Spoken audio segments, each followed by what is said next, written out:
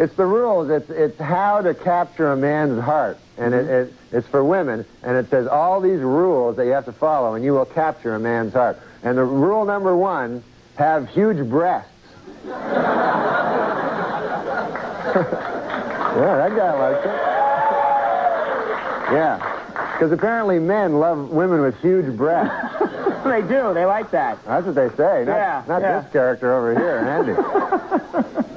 Newlyweds Tommy Lee and Pamela Anderson had their first argument this week. He wants kids, while she wants fake kids. Pop singer Madonna was outraged this week when a tabloid photographer snapped her picture while she was breastfeeding her new baby. Apparently, the baby was blocking her nipple.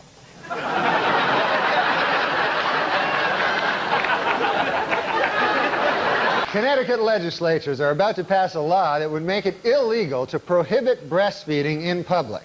Then, hopefully, these legislatures will also change the fascist law that the person being breastfed in public has to be a baby.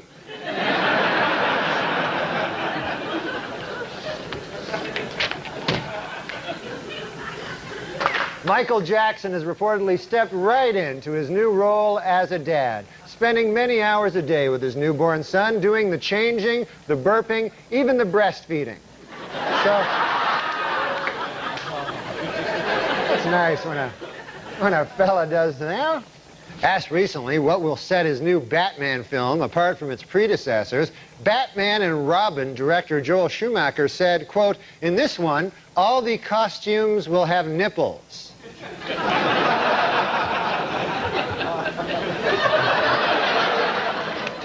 Note to self, do not watch the next Batman and Robin.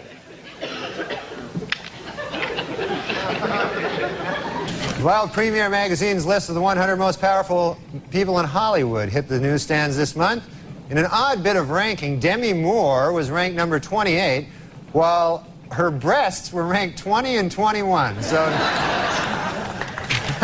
in an interview out this week, Demi Moore says she would like to have another baby, this time a boy, to go along with her 3 daughters and 2 huge breasts.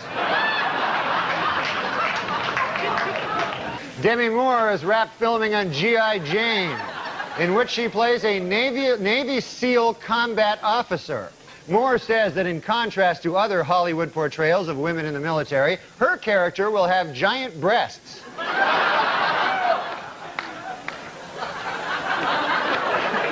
Actor Bruce Willis is filming his next movie, The Broadway Brawler, in Wilmington, Delaware. Meanwhile, his wife, Demi Moore, is taking a break from movie work, saying she wants to spend more time with her huge breasts.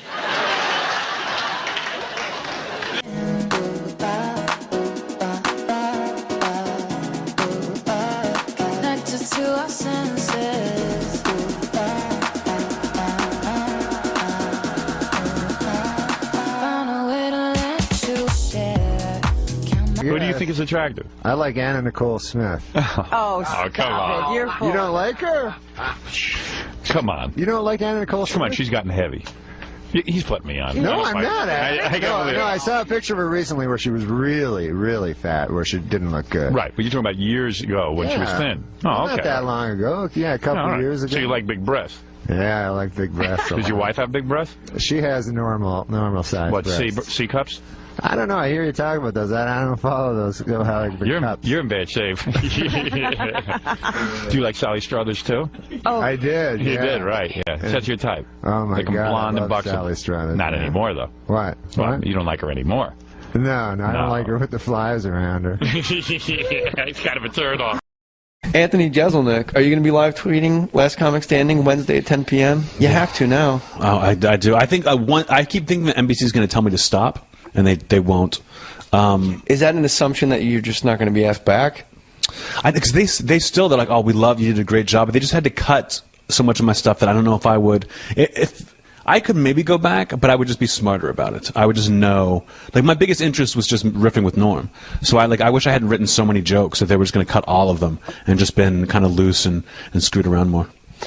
Yeah, it's all for time. It's really amazing. Anytime you record anything for television, you record 2 hours for a half hour, and it all just winds up. Oh, these were like 5-hour tapings. So 100 comics, and most of them you don't even see. There are people who get past the first round who they cut out entirely, just for time. Like, it's weird how they have to do it. I just assumed that they would ignore all the comics and be like, we've got this great show with Anthony and Norm, like, getting into fights. Let's show that. Nah, spin-off. I thought that would have been amazing, but I think America thinks that would be amazing too. I see tweets like that like you guys should have like a sitcom together. I don't know how he didn't get one of those desks. Ferguson, Letterman, like how did Norm Macdonald not wind up behind one of He almost like followed Conan, I think, at one point. They weren't going to have him do an after show after Conan. Wow. I run into Norm. We're doing press like to promote the show. We're doing Larry King together. And Norm and I love Norm, but we kind of fought for the first couple episodes. Like, it was uncomfortable, and then we figured out how to work together. And what are you fighting about? Just like who's going to be the funny one? It's just two alpha males. You know, where he would make a joke and the audience would get mad at him. So I would make fun of him to get the crowd back, and he doesn't appreciate that. So we're like figuring it out. If I go to the ATM machine at night and it's like a white lady getting money out her account, I won't get out my car. When you were at the ATM machine, you were no longer a black guy. You were a human being. That was great. Almost racist, but then you got it right under the bar, Norm. That's why I love you. Keep it going for DC Urban. Everybody, great job, DC. And so we're backstage at Larry King, and he's like, I don't know how to promote this thing. I don't know what to talk about. So we want to talk about these comics, and I go, no, let's do this. Let's say that we had this horrible rivalry, and that we hate each other, and just talk trash about like things we would do to each other backstage, and like all these how much we hate each other. He goes, that's great. Let's do that. That's really funny. And I'm like, all right, great. So I go around for weeks. And I'm just throwing Norm under the bus, talking about how much I hated him and what an awful person he is. And Norm has completely forgotten that we've made this deal. Norm is just talking about how nice I am and how funny I am everywhere we go. And he still hasn't brought it up to me, but I can't think he's happy. I can't think he's happy that I'm just... Regarding Norm, you know, both of you guys have definitely different styles, but both of you, I think, have a real cerebral approach to your craft. And I'm just wondering, from you coming up, what did you learn from a colleague like Norm Macdonald? You know, he wasn't my colleague until just recently, so coming up I couldn't really learn anything from him, but I learned from watching him on SNL when he was on Weekend Update of just that, believe in your joke. And if the audience doesn't get it, you still need to believe in it. You know, like, not every joke has to hit. You don't want to be a crowd pleaser. You want to be a great comedian. And Norm seemed to always be going that way. So I always looked up to him, always loved him, which is why meeting him and getting to work with him was such a huge disappointment. I don't regret doing it. But like now when that I'm watching it, I'm furious. And they don't seem to mind that I'm furious in like a funny way. Like, I'm still promoting the show by going and like slamming it and talking about how great I am and how much better I am than everybody else on the show. You know, they really don't care. Like, I don't know if you've seen my Twitter, but like I live tweet the show and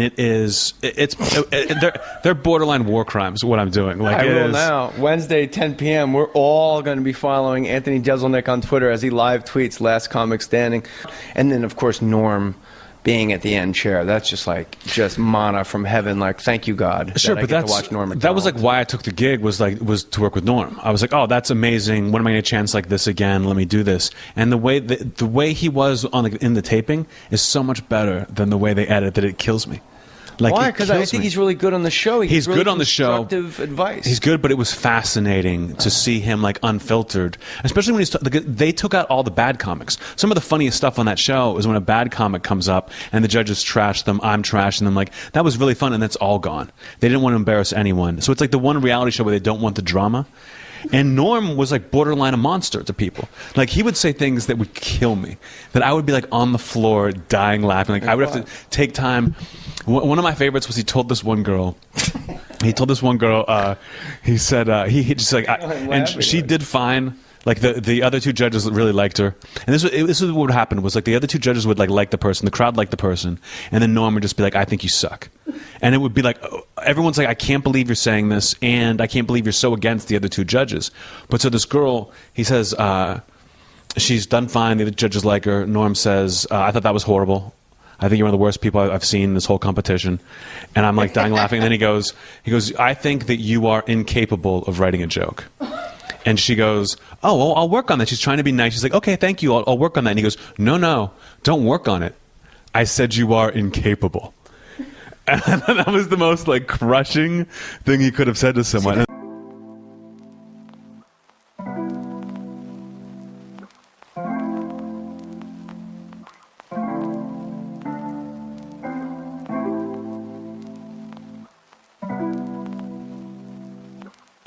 I can't think he's happy that I've just But what been happened like that night on Larry slamming him. King? We weren't on together. We weren't on together. No. Oh, it sounded like you guys were going to go. It was like I went on first and then he went on second. So I went on and like kind of trashed Larry him. King. He did it when I was on SNL. Oh yeah. My money, beets are the best vegetable. Hello. He said his favorite Larry King story, and I still think this is hilarious. Is someone's talking to Larry King, and Larry's like, "You lost your son, right?" And he goes, "Yeah, I lost a child." And Larry King just goes, "Paul Newman says you never get over it." Like, that's the only way he could relate to someone who lost a child, was what Paul Newman said once. Like, the guy's just completely out of his mind. This is what I heard Larry King say to a guy once. What? The guy had lost his child. Oh, no. And Larry King goes, Paul Newman told me, you never get over it. It's like some unfeeling psychotic. And so Norm was headlining, and I think there were 3 or 4 comics who were doing 5, maybe 8-minute sets. And at that time, it was all the material they had. You know, they were new comics. And okay, I've polished off my set. I got these jokes. And now I'm going to go out with this guy who's a great headliner, and we're going to do this big corporate gig. And so at the gig, as they were starting, Norm off the top said, I'm just going to go out there and kind of warm up the crowd, you know, do a little teaser, and then you guys do your sets and I'll come back. So Norm went up and apparently did everyone else's material. Did all the, is this the story? Oh did my all their jokes. And what I loved is what I was told to me. They're like, first off, those are the only jokes we had. But the worst thing about it is Norm's jokes were better.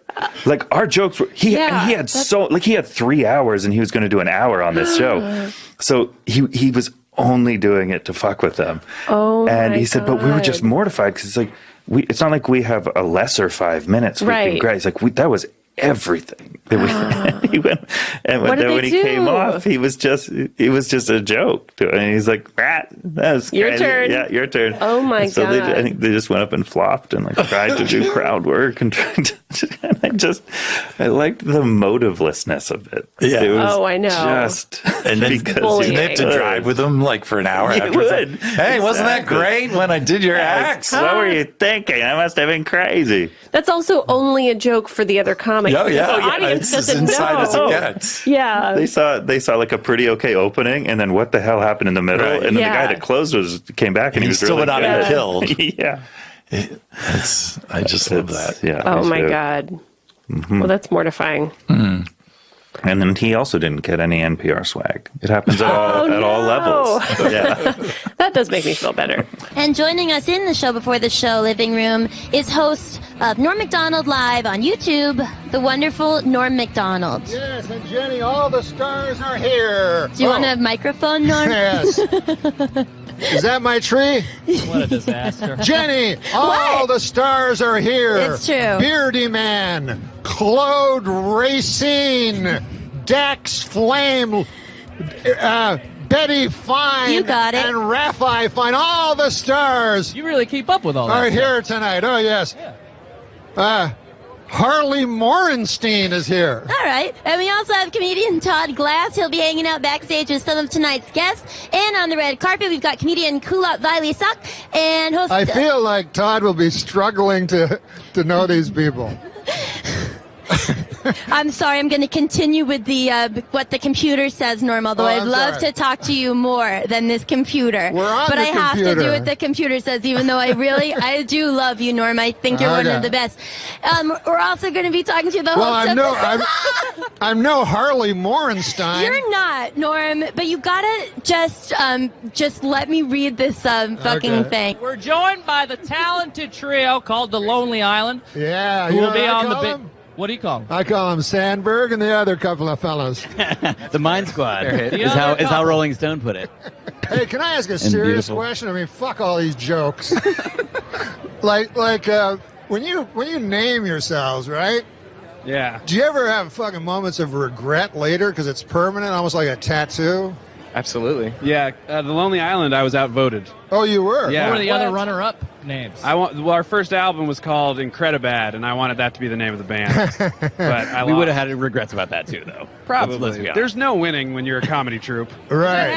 It all Yeah, sucks. you're a troop. How do you guys feel in your bodies? Do you feel healthy and strong? Absolutely not. I could be eating better. Yeah. Yeah, digestion could be going better. Yeah.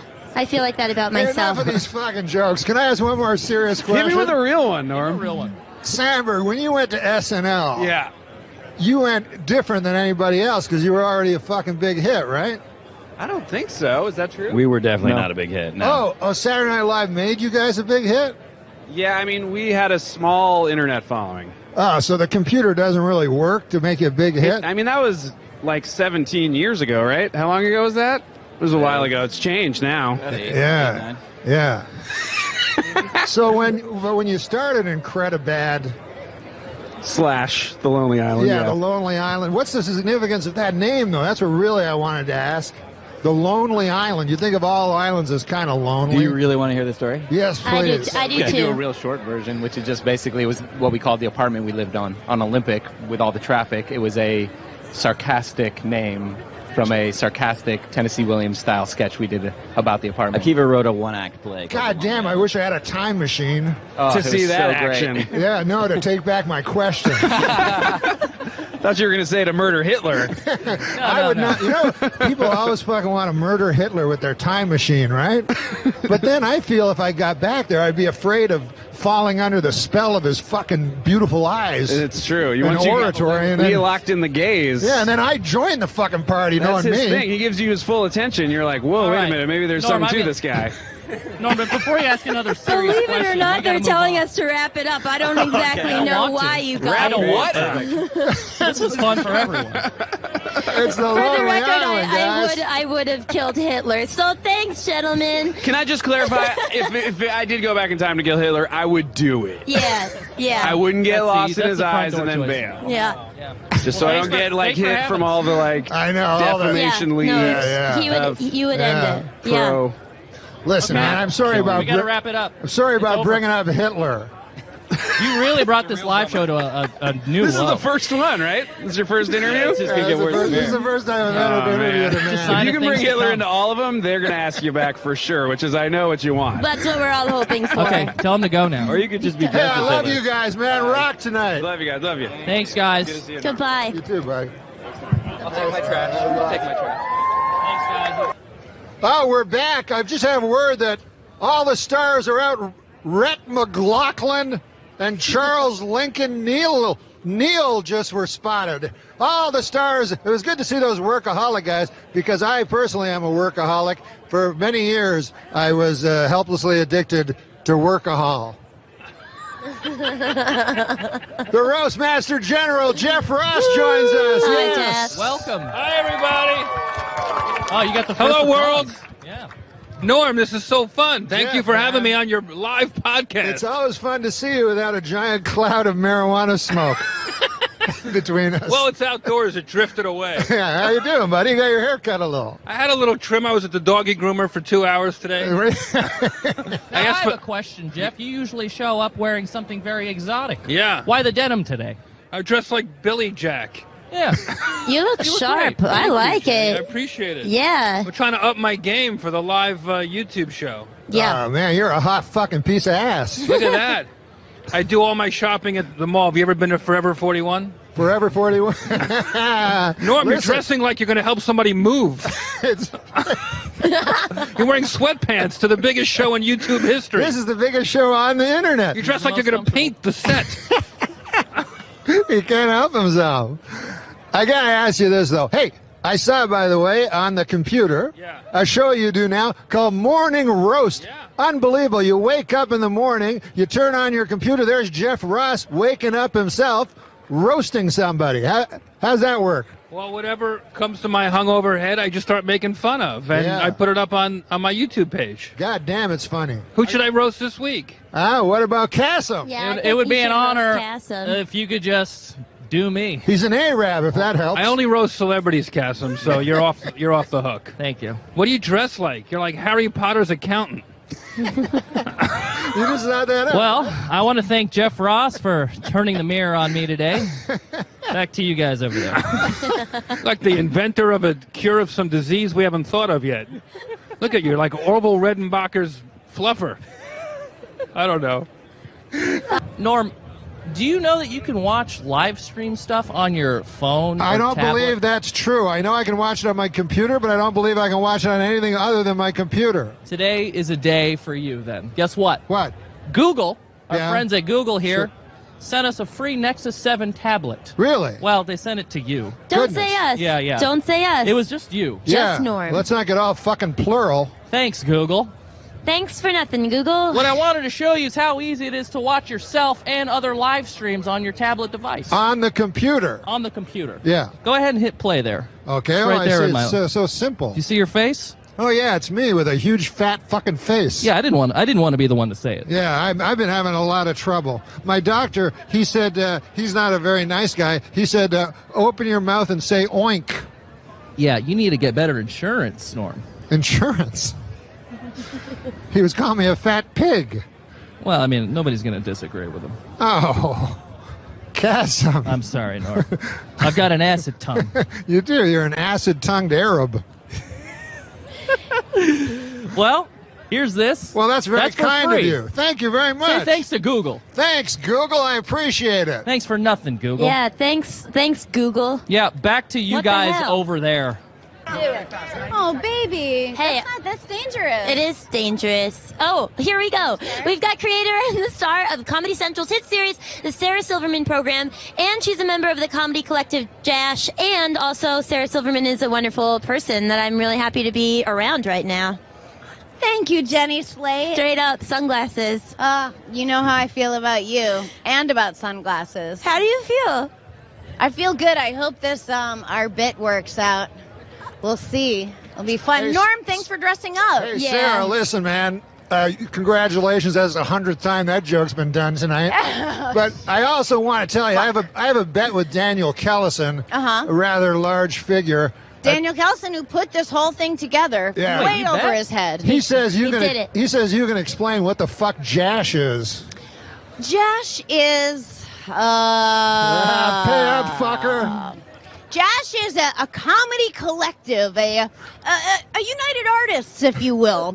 Uniting myself, Reggie Watts, Michael Cera, and Tim and Eric. And what do? We do whatever we dream up. We shoot it, and it goes on there. We can fail, we can do well. It's total freedom. No offense, but it sounds like some fucking commie gobbledygook.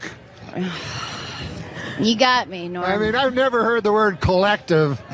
I know, but Leon Daniel Trotsky. puts buzzwords in my head, and then I just... No, I was just thinking, because they have that Viagra thing out. Yeah. And the other day, Bob Dole came right out and said... He was one of the first. Yeah. And, you don't want to hear about Bob Dole's cock, I mean, President Clinton's cock, Bob Dole's cock, what the hell? But mostly, an old man like that, you don't want him to have a super hard cock. You know what I mean? Why? Why? Because an old man, you want him to be got a pipe going, a newspaper, the dog at his feet there. Well, that in some corners is considered pipe. Oh. But now they're going to have to create some goddamn pill that makes women aroused at the sight of a fucking 70-year-old dude with a super hard cock. You know what I'm saying? It's crazy. This Viagra. It's insane. And you know what it's for? Impotent people. All right, It's for impotent guys. So get this. I read this. The pill can make your cock hard for 4 hours. Right. So now, who has the 4-hour hard cock? The impotent guy. The rest of us are fucked. Me and you got our regular cocks. Meanwhile, fucking Spade is,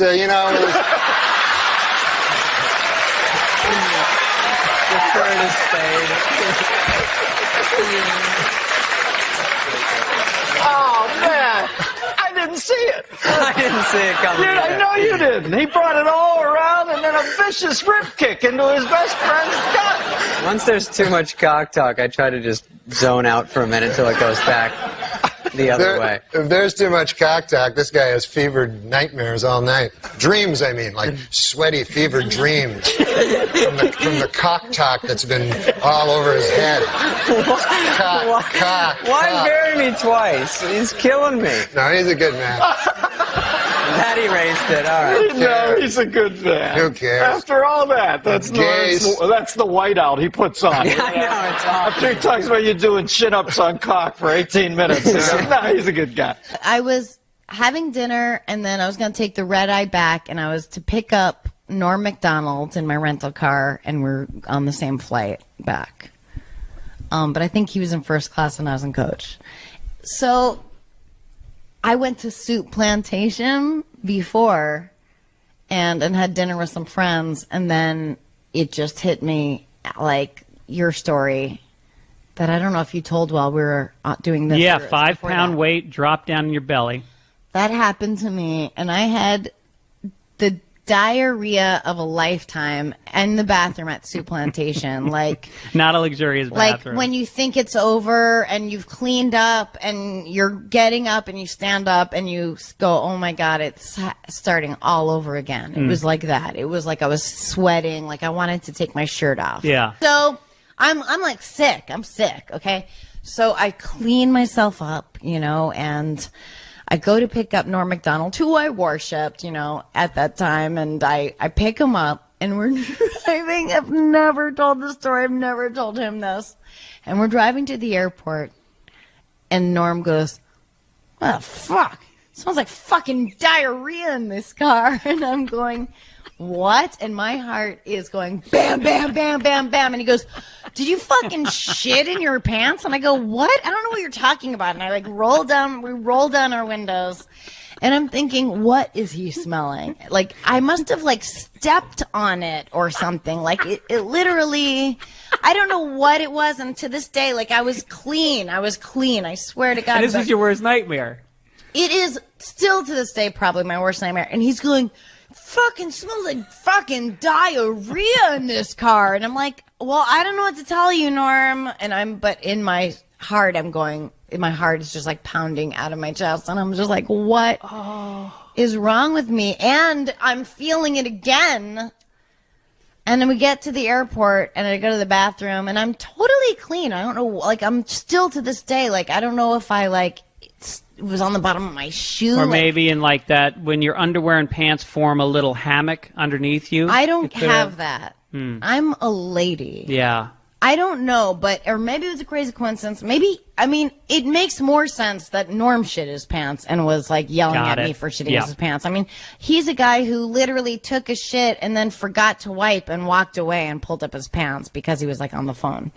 So anyway, he just told that story on Stern, I think. That was it. He boarded the plane, did not even like say goodbye or anything. He just like got on the plane way before me, and I never saw him again until we got to work on Monday. Wow. But I've remained good friends with him, but You never told him this story? No, I've got to ask him about that. I guess what is there to ask? Well, he listens to every podcast, so he will probably Good. reach out to you Let's after get hearing this Can you out. imagine if he was still angry, like all these years later? No, you fucking denied it? Well, that was what's scary is he was angry. It wasn't like, oh my God, do you smell that? What is that? Is that this area?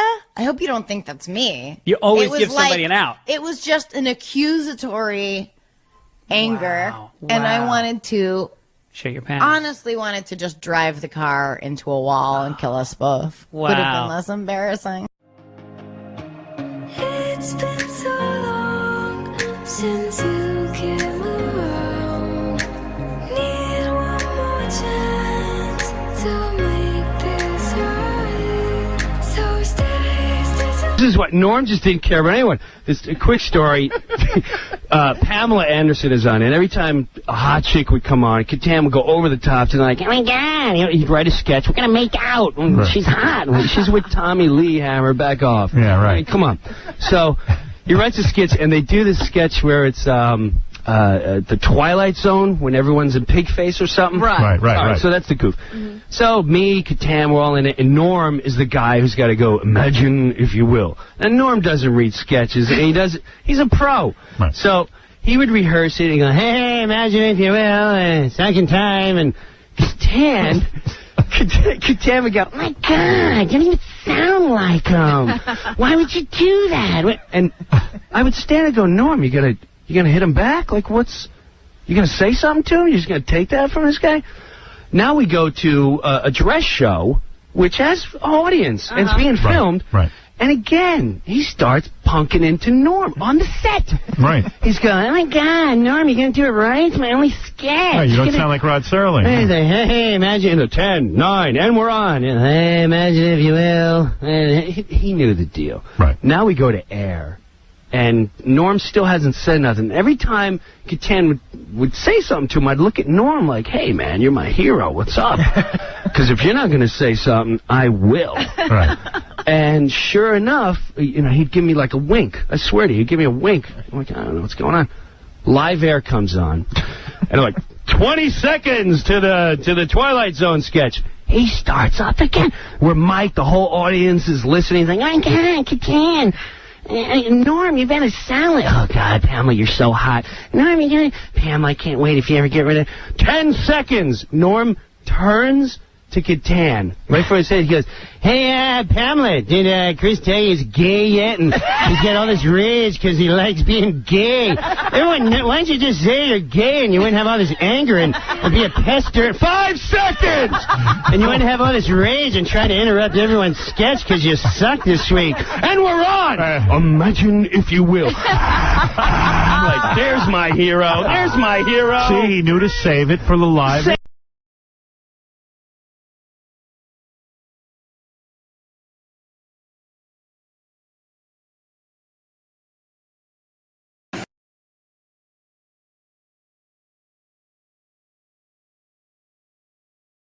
You know, what's still funny is Cleese. Oh my God! Hysterically funny. No, Eric Idle not so much, but boy, Cleese. They did a sketch when I was on, Cleese and Palin. It was funny, between dress and air, they went to the museum. Wow. They're so smart, you know. Everybody else is hanging out. So anyways, they did the parrot sketch and another sketch. So I'm running down to see them, you can see them live in dress, I mean, not dress, yeah, I think because people either didn't know it or they knew it so well, it was like, cool, oh, they're doing it.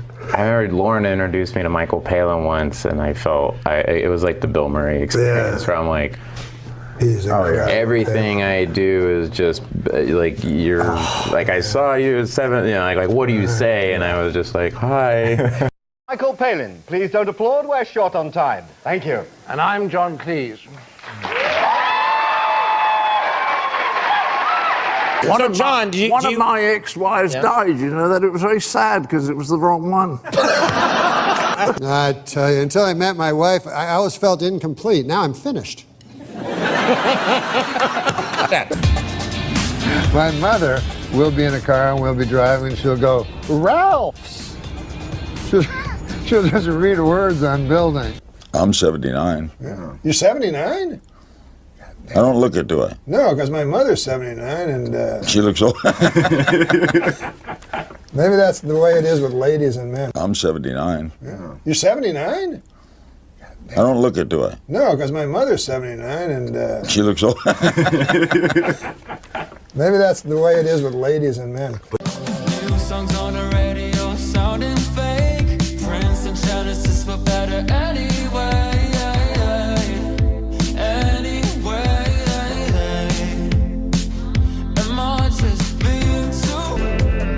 I had a moment of inspiration, and I'm telling you, Conan, it was the high point of my creativity, because she was, she's probably about 92, and it's not very much fun being 92, I think, because, all the people at the home are dying around you like flies, you're just sort of chatting to someone, and then you go up and get your custard and come back, and he's dead. I rang her up one day, and she was quite seriously, really giving me all the reasons that she didn't want to go on living. And, I felt helpless. I thought, what can I do? And I had this moment of inspiration. I said, Mum, I have an idea. And she said, oh, what is that? And I said, look, if you're still feeling this way next week, I have a friend in Fulham, and I could give him a call if you like, but only if you like. And he could come down and kill you. One time I was hosting, and there was 3 guys. I've never hosted. How many times have you hosted? Just one time. It was a mistake. Did it not go well? It was all right. Did you do Update? No. You didn't even do Update? It was right after I got fired from Update. I thought it'd be funnier back then. But anyways, so there were three guys doing music, you know? Yeah. And I don't know music, I just know old music. Like, again, Lauren would go, who do you like? And I go, you like this guy, Bobby Goldsboro? Yeah, Bobby Goldsboro. Eddie Cantor, is he around? And Lauren go, you've got to go, you know. So who'd they have on? Very hip. So they young had kids. hip guys that everyone else knew except me. It was Snoop Dogg. He just changed his name, and he was angry because I kept getting it wrong. He used to be Snoop Doggy Dogg. The Snoop Dogg and Eminem and Dr. Dre. That's a pretty heavy lineup. Yeah, but to me it was 2 black guys and a white guy. So I go to introduce them. You're beautiful. And they're all just trying to get this into the barn. Don't go black white on. They were all standing like in I'm rap. out there with Francis Farmer. You're about to go up and take me with you. They were standing in rap positions, as you know, like against, and I'm about to introduce them. So they're standing in that rap position where it looks like they'll either start singing rap or pull a gun and kill you. So then I go, as a joke, I look at them, because I remember this is kind of a Letterman-y thing to do, but I go, fellas, are you ready? Are you ready? Which forces them to go shake their heads slightly. Even though they're in this crazy, dangerous all posed up. All posed up. So I thought that was funny. But then I learned later they were geniuses, and I should have befriended them rather than... I was just talking to Dre backstage. I don't know if he's a real doctor, but he did prescribe me some stuff. So I don't know. There he goes. And that leads us to our first special merit award of the night. Ladies and gentlemen, for nearly 30 years...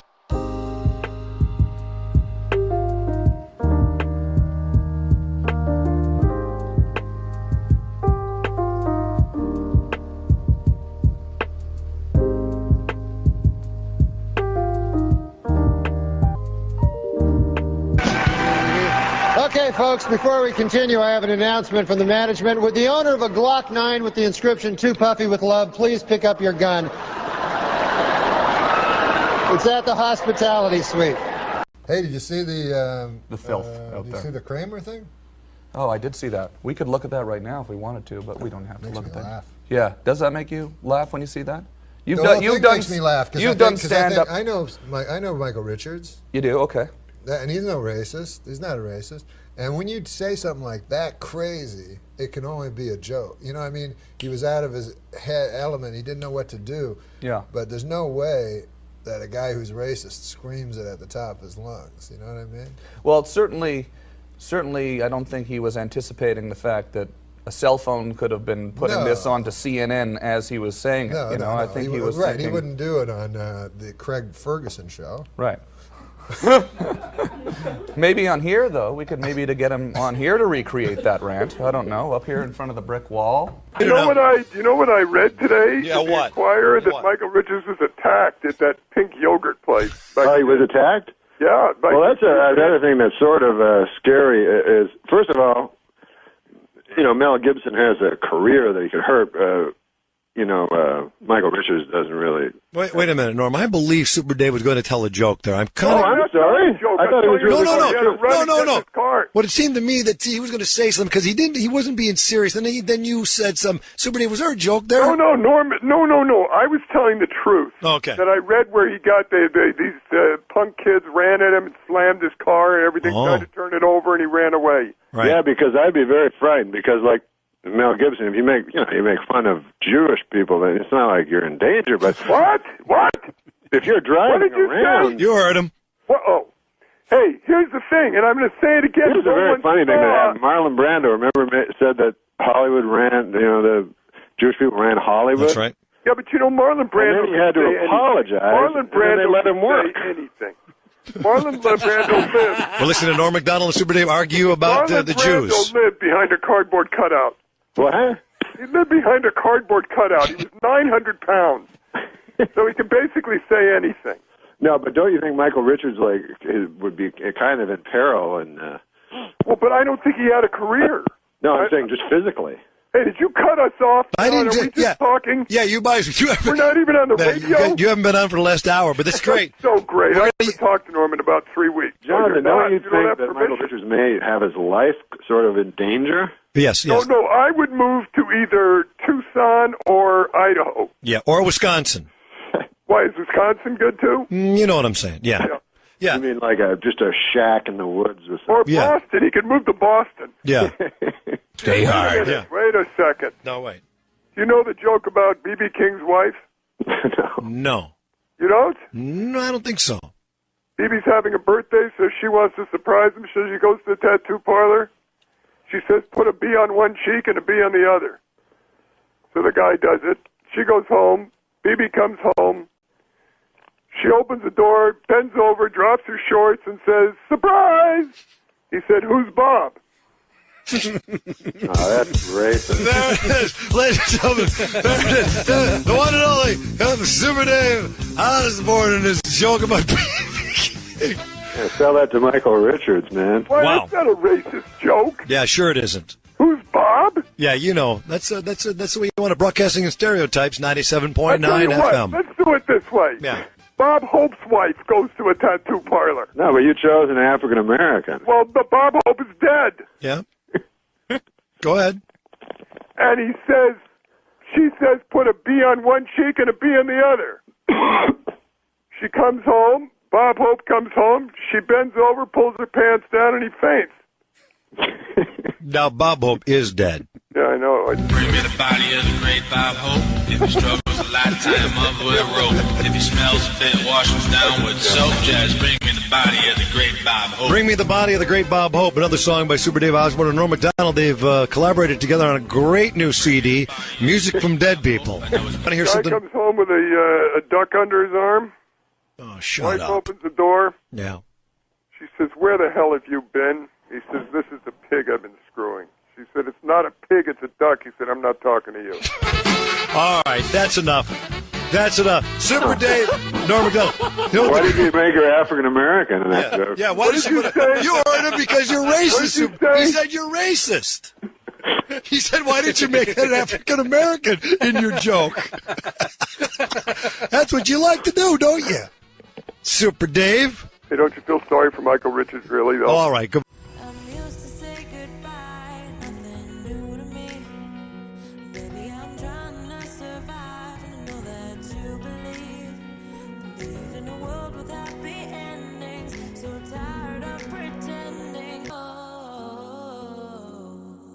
If you were Michael Richards and you were in that situation and That word. you said those things, what would you have done next? Oh, I would move to Idaho. Ketchum, Idaho. Okay. The actor who appeared in commercials for many years as the Marlboro Man has died of lung cancer. Asked if he'd contracted the disease by smoking, a spokesperson for the tobacco industry responded by saying, "What's that behind you?" then ran away.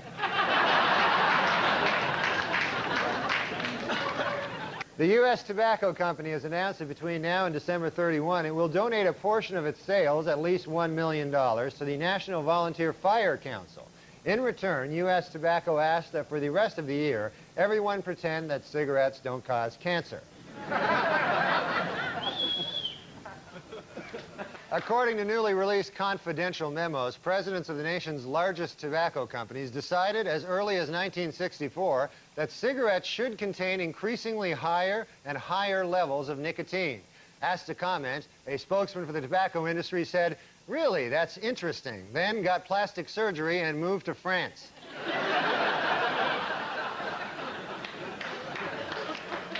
A new study funded by tobacco giant Philip Morris claims that the nicotine in cigarettes may actually help prevent Alzheimer's disease. Executives at Philip Morris caution that the study is not conclusive, but just to be safe, everyone on Earth should start smoking.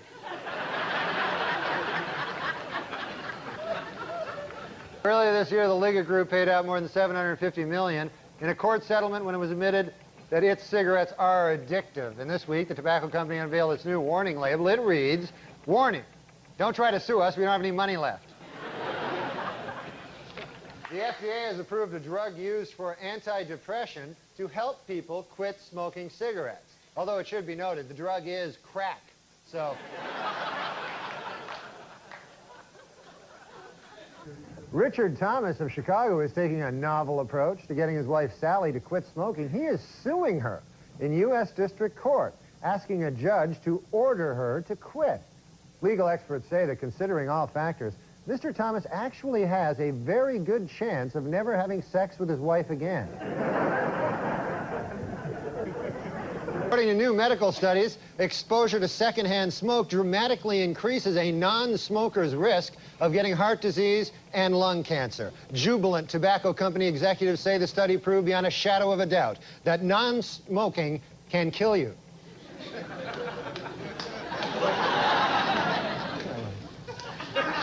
That one wasn't very good, but try to laugh anyway, because it helps Farley have a little rest. The most restrictive smoking ban in the nation took effect this week in New York, and already the city has gained over 9,000 pounds. Well, the Learning Annex in New York is offering a new course to teach women how to smoke cigars. The fee to enroll in the class is $100. The fee to watch the class is $200.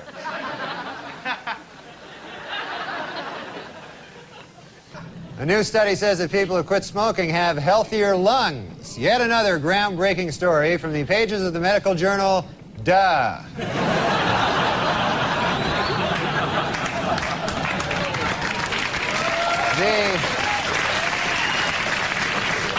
A recent consumer poll showed that Hershey is America's favorite company, while Philip Morris is America's least favorite. In the middle, the company that makes chocolate cigarettes.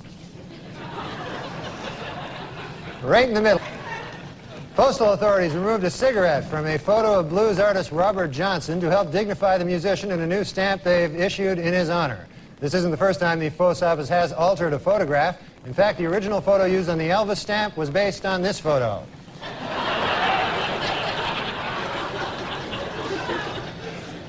King enjoying a hoagie. Get off me! Get off me! I'm the real Annie! Get off me, you fat bastard! Get off me, you fat bastard!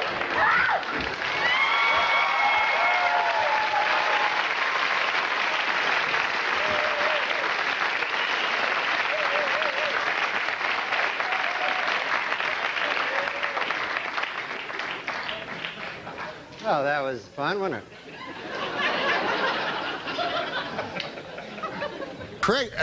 Craig used to be on a show called The Drew Carey Show. Yeah, that's right. Yeah.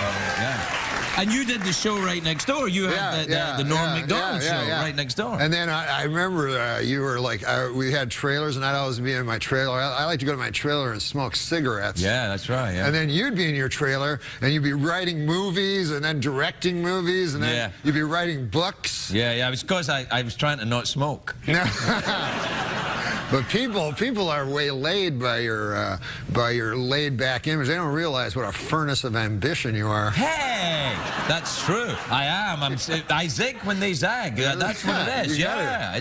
Listen, it's good. You don't smoke anymore. You look like healthy. You no, I quit smoking. Yeah, I read that on the side of the thing. What did you say? It's dangerous? It can kill you. No! Yeah, I realized, like, I was smoking all the time, and it's like you smoke and you don't even get high. And well, you can't.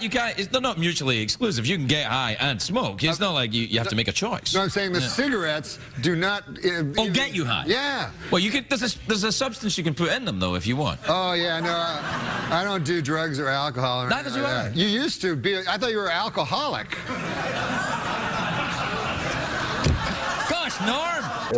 Tom has drank for as long as I've known him. Yeah. Oh, yeah, I drink, yeah. I'm starting to smoke, too. You've started smoking? I'm starting now. I'm just starting. It's harder than you think. You should probably start with a patch. Yeah. No, I actually started with the e-cigarettes. Oh, did you really? Yeah, I was smoking those for the last couple of months. I think you actually were. Yeah, and then gradually built up sort of an addiction to the nicotine. So you worked backwards. Yeah. Do you think we stop saying N-rig, which means, you know, or N-rich, or nigger-rich, or nigger-rig, which were terms that some people are going, were they terms? Because, well, it's a fine. Or do you think we just shouldn't use people? Or what they say when you, hey, stop with that joint there, you're getting spit on it. So, no, hold on a second. So most people would say that we stopped those things because it was egregious. Yes. I know what I'm saying. You know, I know. And so you have to say, so if the you know, all afternoon, as we do this, you've been playing on and off with a cigarette. Do you smoke? I quit smoking a year ago. Good for you. Thank you. You quit smoking. Yeah. And you, when you smoked at the Tomorrow Show, we puffed. We didn't smoke. We puffed. You probably caused many children to start smoking. So you hold a cigarette and you never light it? Yes, it helps me. I have an oral fixation, the doctors tell me. That never. I'm like Beretta. Are you doing this to be a funny thing, or do you really have to kind of I'm doing feel it. No, I feel that I have an oral fixation. You know about that. I don't have that, by the way. If it's I don't not like this, I go straight. You don't like sucking cock? I don't like sucking cock. I mean, I have done it. Yeah, I wouldn't like it. You know why I wouldn't like it? Why? Aren't those animals, like inside the cum? Like I remember the sperm, you mean? Yeah. So to me, like it's a bunch of animals and stuff. Take me on a journey. Take me far away from this life. I'd leave it in a hurry. Let's run away before morning light. You came. Okay, since nicotine is such an addictive drug, do you think someday you'll have to have a prescription to buy a pack of cigarettes? Well, you know, they always bring up the Constitution and talk about how we should still have the right to a militia and all that. But let's face facts, this country was built on tobacco growers. So, you know, if you're going to start changing, if you're not going to change one thing because it comes from way back then, you can't change this either. There are farmers out there who make a living. Tobacco is one of the crops that got this country going. So, no, I don't think they'll ever make it illegal. Yeah, no, they shouldn't make it illegal. I know. I think Norm's backing me up on that. What motivated you to quit? Well, I guess, you know, I read this thing about how it was like a phallic symbol, and that my doctor went in, he said, you probably have an oral fixation, which you know what that means. Let's not kid ourselves, right? So, that's why I always smoke like cigarettes instead of cigars, because if I'm going to have I like a little white thin cock, you know? Are we back to cocks again, huh? I go away to Ohio, Middletown, the center of the universe, to take a nice clean call, and then I space out. I'm thinking, I can't listen to Norm for a second. I got to get a time cue here. I come back, and you're talking about having a thin white cock in your... I don't have a thin white cock. In my cock, you mean? No. In my mouth. No, you misunderstand. What I'm saying is this. I'm just saying don't make the mistake of thinking I fucking listen to you. I just want to make it clear about that cock thing. I was just saying, if I ever was gay, if they like suddenly made it mandatory or something, then I would choose the smallest cock, and I would like a guy that came fast. I don't know. I thought the subject was cock. No, cocks is next week. I'm sorry. Does that answer your question? Yes, it does. Norm MacDonald, ladies and gentlemen. Is this a really good question, Norm? Here's a familiar face for you, it's Blake. A question from Blake's good friend, Norm. No, Blake, it's fun watching you this year. Wasn't it cool? Yeah. Thank you. And I was wondering, like, there's a kind of a curse with Rookie of the Year. Nobody's ever repeated it. I didn't think about that. Well, I'll try as hard as I can next year, but... All right, man. I don't know. Thank you for that question, though. That's going on top of the goals for next year. Dennis Rodman was a guest. Dennis Rodman, right. And so we thought it'd be funny if he headbutted me, you know? Mm-hmm. So he headbutted me, but he did it really hard, you know? Do we have I think actually someone supplied the clip. This is, you're not kidding around. This is a real clip of what happened. Let's show that, Liz. If you plan to be here next fall doing book reviews, I expect to see a major attitude adjustment. You know, and while you're at it, a more conventional hairstyle and some clothes, for God's sakes. You're going to have to learn that there is such a thing as rules, Dennis Rodman. Rules. Do you understand that? Sure. I understand. Well, good.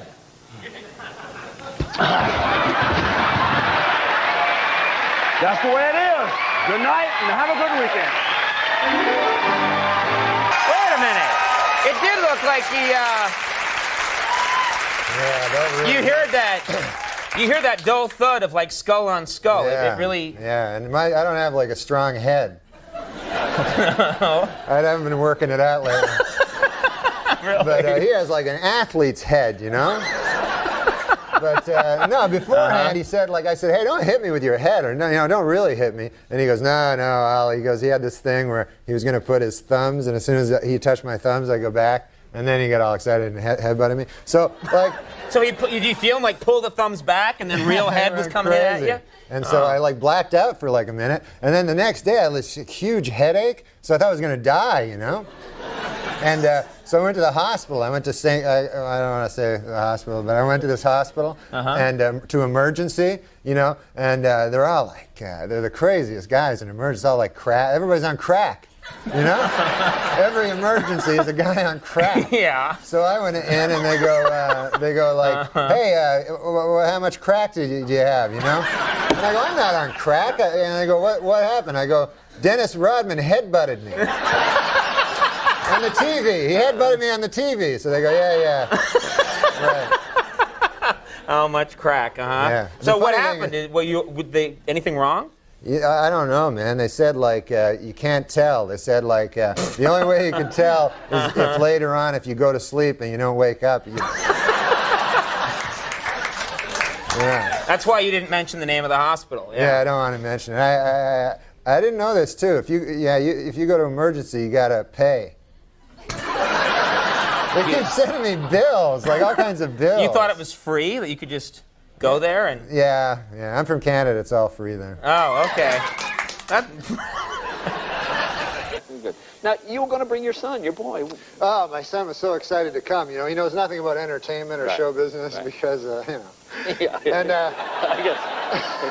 But he loves sports, you know. He's a basketball fanatic. He loves it. A beautiful little 10-year-old boy I have. And he was very excited because Charles Barkley... Charles was supposed to be here. Yeah. And apparently he was afraid to fly in with the fire. Yeah. So... anyways, I had to phone him at his school today, and he had all his Charles Barkley cards, you know, and everything. He collects them, and he was so excited. And I said, "Oh, Charles not going to be here," you know, and he was sad. And then, well, we tried to get Karl Malone. I know. And then you guys phoned. You said, "Hey, Karl Malone's going to be here." So then I phoned him back at school. I said, "Hey, Dill, guess what? Karl Malone's going to be here." And he was really excited, you know, because he has all his cards too, and he loves Karl Malone. Yeah. So he was real excited. And then Karl Malone's not coming. No. So then they phoned me. They go, "It's going to be Jillian Barbary." So I phoned my boy, and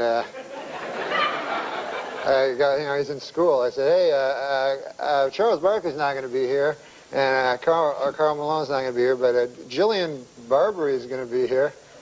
And then he said, "Is she a point guard for the Warriors or something?" And I said, "No, she's a lady." Yeah. You know, when he gets older, I think he'll appreciate her more. Yeah, I know. As you get older.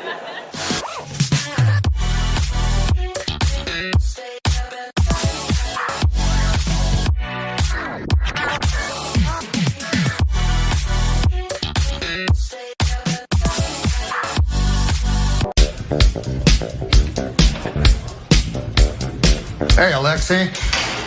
So you're the guy that made Tyra look like a fat lady, right? Sure am. Excellent. Okay, well, make me look like that guy. You got it. Yeah. You work the face, I'll work the body. Oh. That's not Blake Griffin-y enough. Come on, man. More Blake Griffin-y.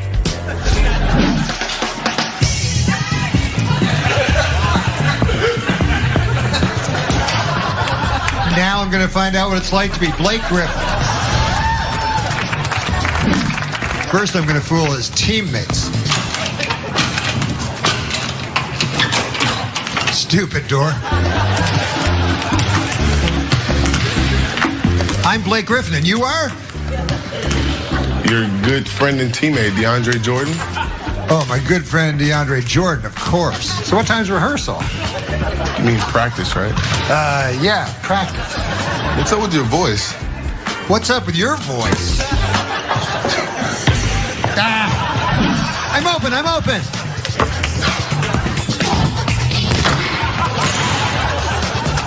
Ow!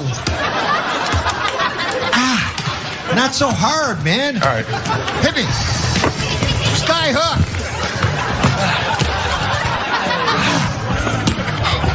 Are you all right? Blake, we haven't started. I gotta quit smoking. Smoking?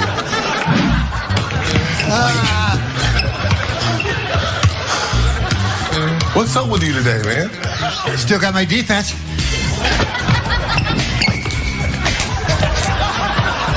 Blake, that's a foul. You can't slap me. Says who?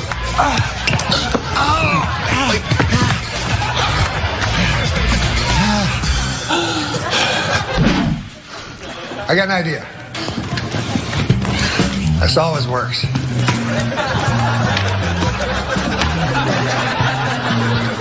Just jump up there and get it. No.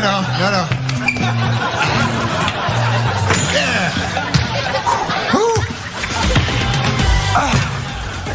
Oh! Jeez! I don't know what's going on here. My heart is beating so fast. Are you all right? I think I pulled a part of my leg that's underneath the top part. Sweet Cordy Howe. Hold on. Give me 1 second. Sorry I'm late. Somebody burned my house down.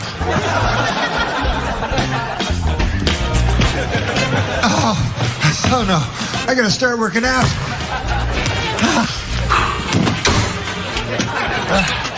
Stupid door.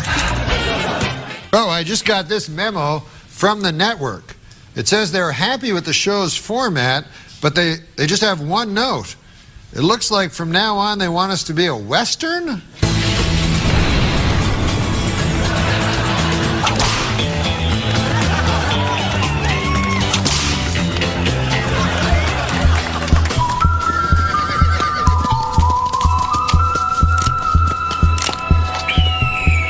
Up yonder in the Pawnee Ridge, it's the Youngers gang. I don't take kindly to ambushes. No cat's sidewinders. Yellow-bellied varmints.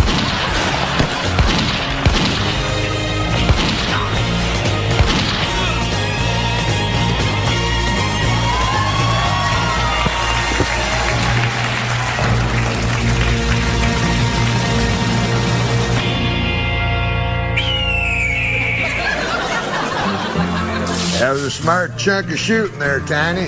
I'm just happy we got Miss Juanita's money back. Hell, what kind of wicked critter would steal the life savings off a dance hall girl? Marshal, behind you! Ah! Dang! Hell's bells, I've been bit in the posterior. What do we do now? Well, you go see Princess Big Medicine at the Indian Village. Hell, she knows all the cures better than any doctor.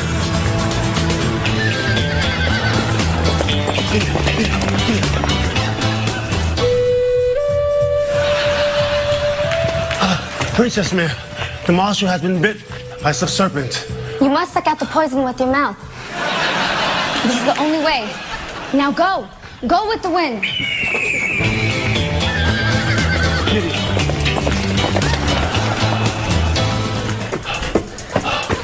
Tiny, you're back. What did Princess Big Valley say?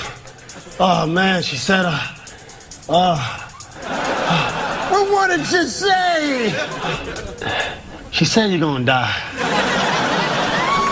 Well, at least I got my boots on. That's the most a cowboy can ask for.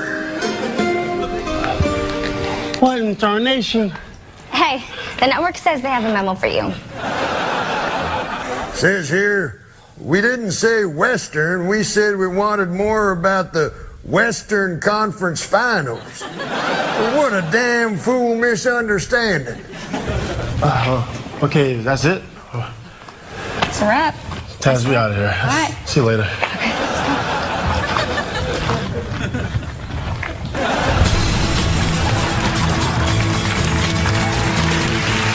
I guess I'll have to get me some of them fancy reading glasses.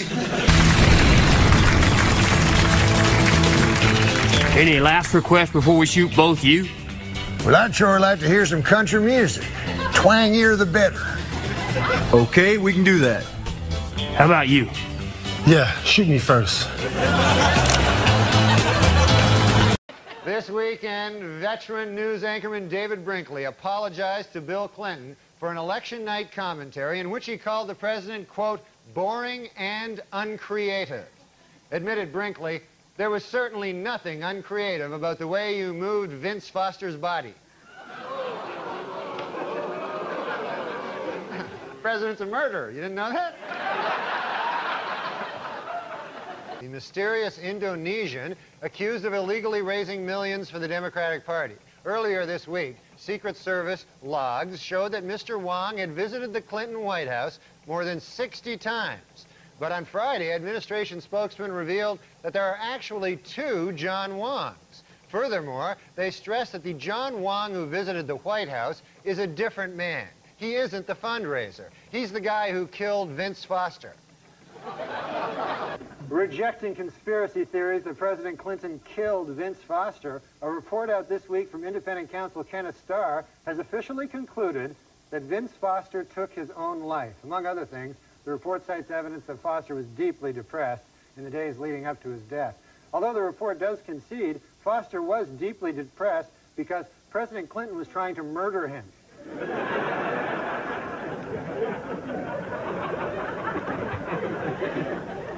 On Capitol Hill this week, 17 Republican congressmen formally asked the House Judiciary Committee whether there is sufficient evidence to begin impeachment proceedings against President Clinton. In response, the president said, quote, hey, you know who would have the answer to that question? Vince Foster.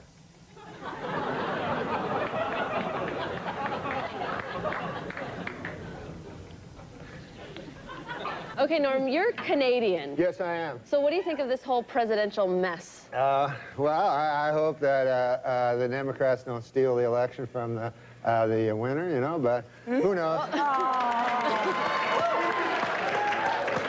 You like George Bush, don't you? I love George Bush, man. He's a good man, decent, you know, none of this. He's, you know, he's not a liar, a crook, murderer, or anything like that. So it'd be good to get the.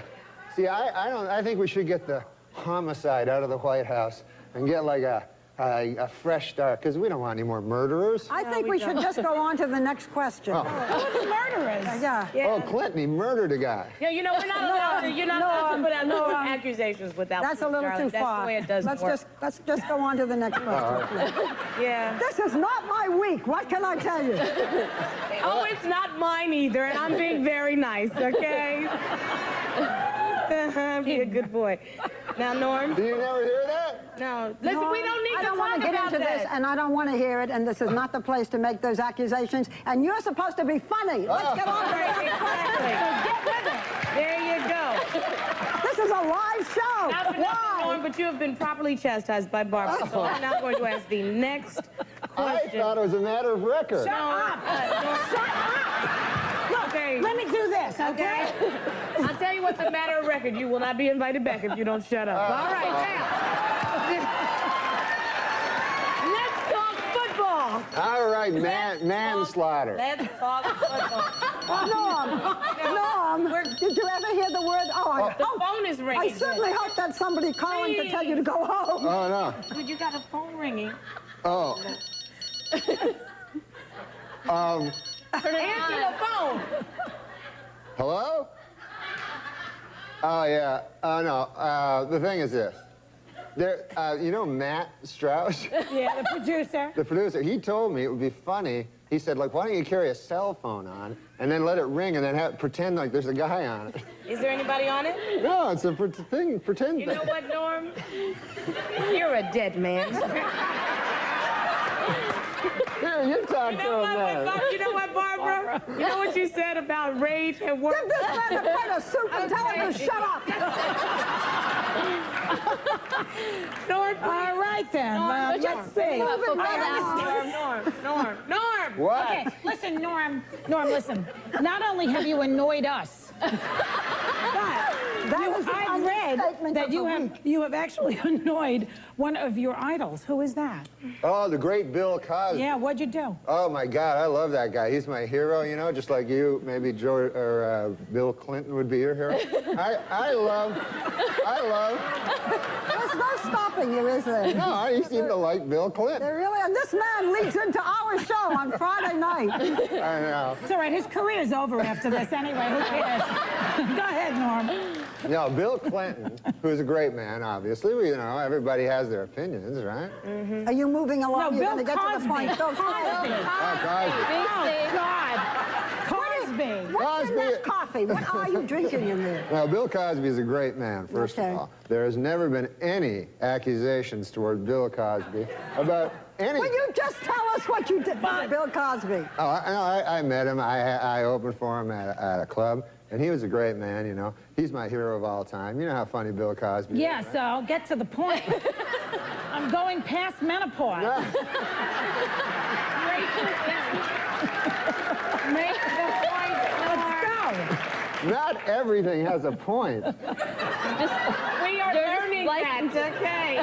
All right, Norm, you want to finish the story, or shall I ask you the next thing? Well, the Bill Cosby thing is this. Dear God. I met Bill Cosby. We're all fans of Bill Cosby, right, Barbara? Yeah. What? Yes. Why don't we talk about the millionaire? Oh, yeah, you know what? Tonight, Norm and I... please. I like Bill Cosby. Let's talk about the millionaire. Norm MacDonald and I are on The Millionaire tonight. Oh, yeah. Well, tell him about that, how you thought he's dumb today. Where do you see him tonight?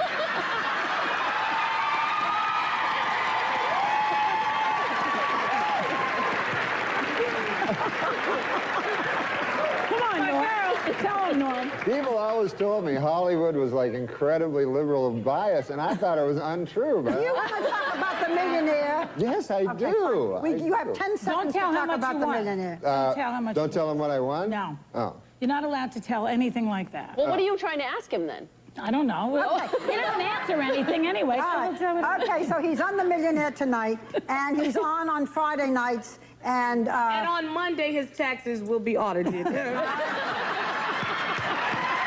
on Friday nights at 9. He's on The Millionaire at 9.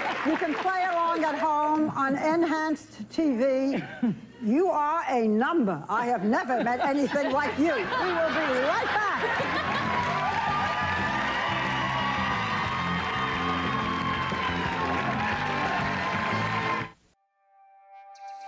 Going out again, am I out of my mind?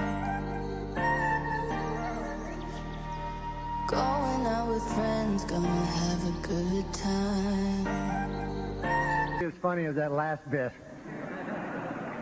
Just so you know,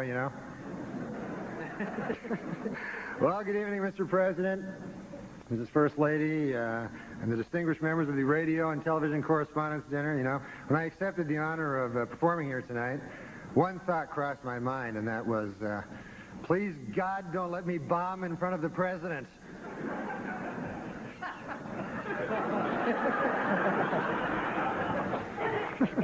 But I'm not worried. What the hell do I care? I worked on all my jokes. I got a lot of help from my joke writer, Don Imus. He was helped me a lot.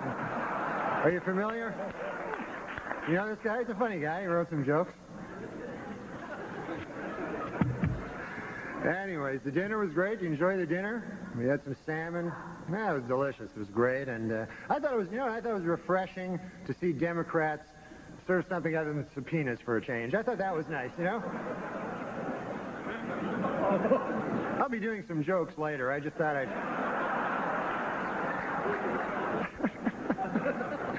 And of course, it was very inspiring to see President Clinton up here on crutches making a speech. I mean, I thought that was just amazing, I mean, it's been difficult for the president. He can't jog now, and he needs help getting around, and he still occasionally suffers great pain, On the upside, you got your medical marijuana, so that's,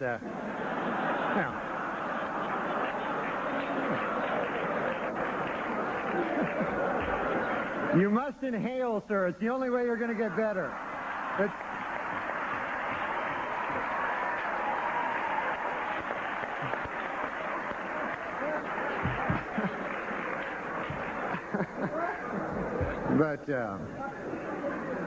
But it's odd. I mean, I think this is the first time that I can remember that we've had a president that has hobbled, you know, and it's tough on everybody. The Secret Service, it's not easy on the Secret Service. They have had to learn, you know, how to do this, and they've been specially trained on how to lift and carry President Clinton by top experts who've been doing this for a long time.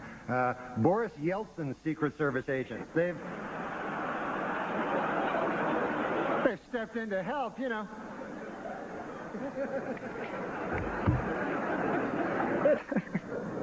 But we got a lot of power here, a lot of juice. Mr. Rule Arledge is here, of course, the chairman of ABC News, you know, and a lot of crazy stories coming out of that division, you know. You know, stories about this person sleeping with that person and all that, you know. Scandal after scandal. And you heard the latest? I heard this just the other day. There's a rumor that last week, a certain, I don't want to say who it is, a certain gentleman in ABC News, he went to a party and he got really drunk and he ended up having sex with his own wife. I don't know how these rumors get started, but you know, it's probably just a vicious rumor, really, you know. But as Mr. Arledge knows, of course, TV has become a very tough game. You got to stay competitive, you know. As we all know, ABC's Good Morning America is in a little turmoil, you know, a little trouble, a little rating trouble. And they're considering a lot of ways now, you know, to boost the ratings. And I don't know, I think they're getting a little desperate.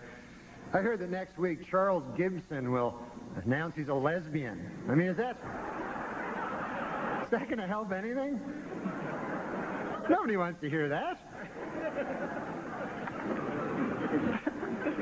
I'm very nervous. I don't know why.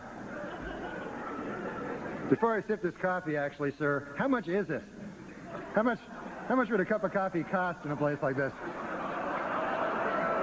Nothing for you. Nothing? It's free? Okay, great. I didn't want to get, you know, I didn't want to see $90,000 on my bill later.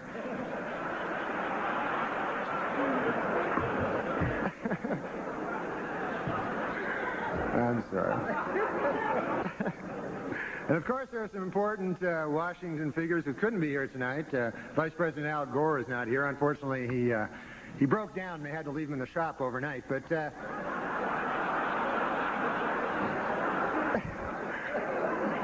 say he'll be all right later. Something wrong with the voice box or something. I don't know what it was. House Speaker Newt Gingrich is not here. A little while back, of course, everybody knows that Newt pushed through a lot of budget cuts in the arts, particularly in PBS, you know, and the effects are being felt now. I can see it, even as a layman, you know, just watching. You know, the other day I watched that show, the Frugal Gourmet. It changed its name to the Cheap Bastard. I mean,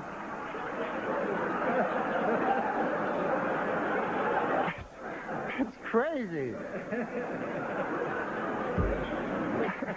And also today I took a visit to the White House. For any of you who haven't taken a visit to the White House, unbelievable. So, you know, awe-inspiring and, you know, a lot of rich in history, so beautiful, you know. Although I did notice a kind of an odd sign on the president's desk. It said, the yen stops here. Have you seen it? What the hell does that mean?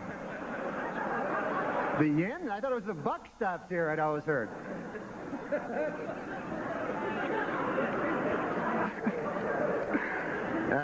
You know, of course, they say the White House is haunted. Did you know that?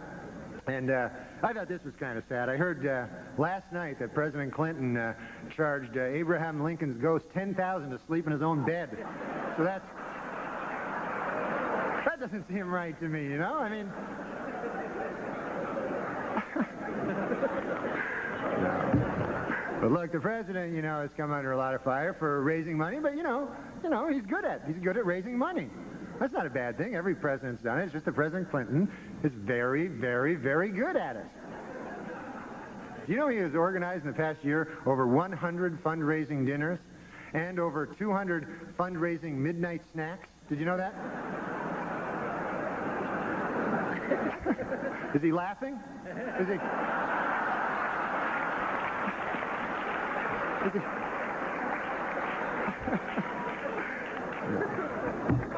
No, but Mr. President, seriously, I know you've had to work through a lot of distractions in doing the business of running this country, and I just want to say, that I implore you, stay focused and do the job, and try to remember, that Rome was not built in a day, I mean, just ask Strom Thurmond, he'll tell you. It was not built in a day. He's an old fella, folks. How would you not know that? I have to say, though, this is an incredible thing for me. I'm just a punk, and yet here I am, I can't believe I'm speaking in a room. I'm standing in a room here with the most powerful man in the country, Alan Greenspan, and it's a little amazing to me. It's a little, Of course, that's the big story in here in Washington is the recent marriage between NBC's Andrea Mitchell and Alan Greenspan, who is 71 years old. And this is sweet, I didn't know this. They wrote their own vows, She promised to love, honor, and speak into his good ear. So that was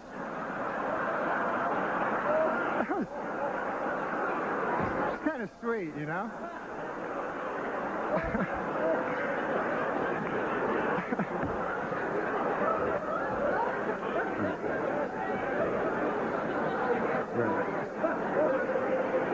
The newlyweds are going to spend their honeymoon in Mexico, and I thought this was sweet. As a gift to his new bride, Alan Greenspan just devalued the peso so that that'll be nice.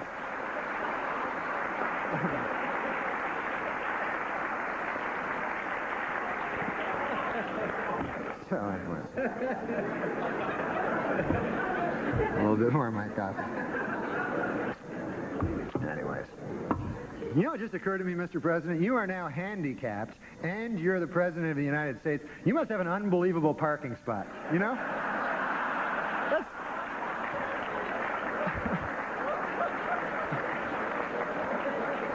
That's got to be very close to the building,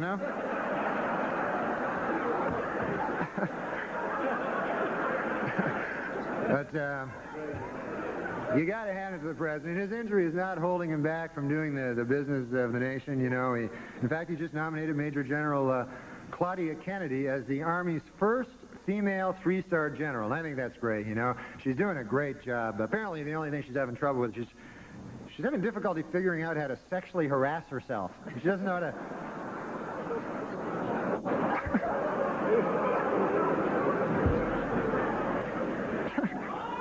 What's that? Guy yells my name for no reason. Oh, I have another announcement to make. Is that what you're telling me? That I should make this announcement? You're right. You make a good point with your incoherent gibberish. Here it is. Here's my other announcement. The U.S. State Department, folks, has just issued a travel warning for all women moving past Dick Morris's table. So...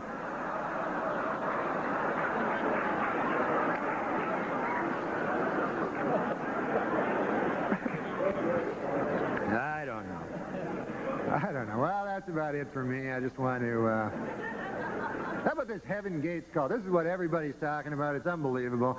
And it really is a sad story, and it's hard to comprehend. I mean, think about it. Who in their right mind would believe that you get into a spaceship behind a comet by castrating yourself and committing suicide? I mean, other than Pierre Salinger, who on earth would believe...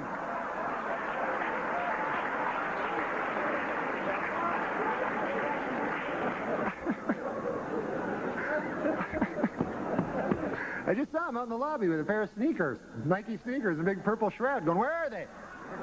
Did I miss it? Well, that's it for me, folks. I just want to say, before I go, that it really has been a thrill for me. I joke around about the news, but you people, you do the real thing, and you serve as our watchdogs, and you tell the real stories that come out of this city. And I, for one, think you do a darn good job. And as a matter of fact, I have a message from someone who couldn't be here and wanted me to read it to you. This is from Senator Bob Dole. He wanted me to read this to you. Here it is.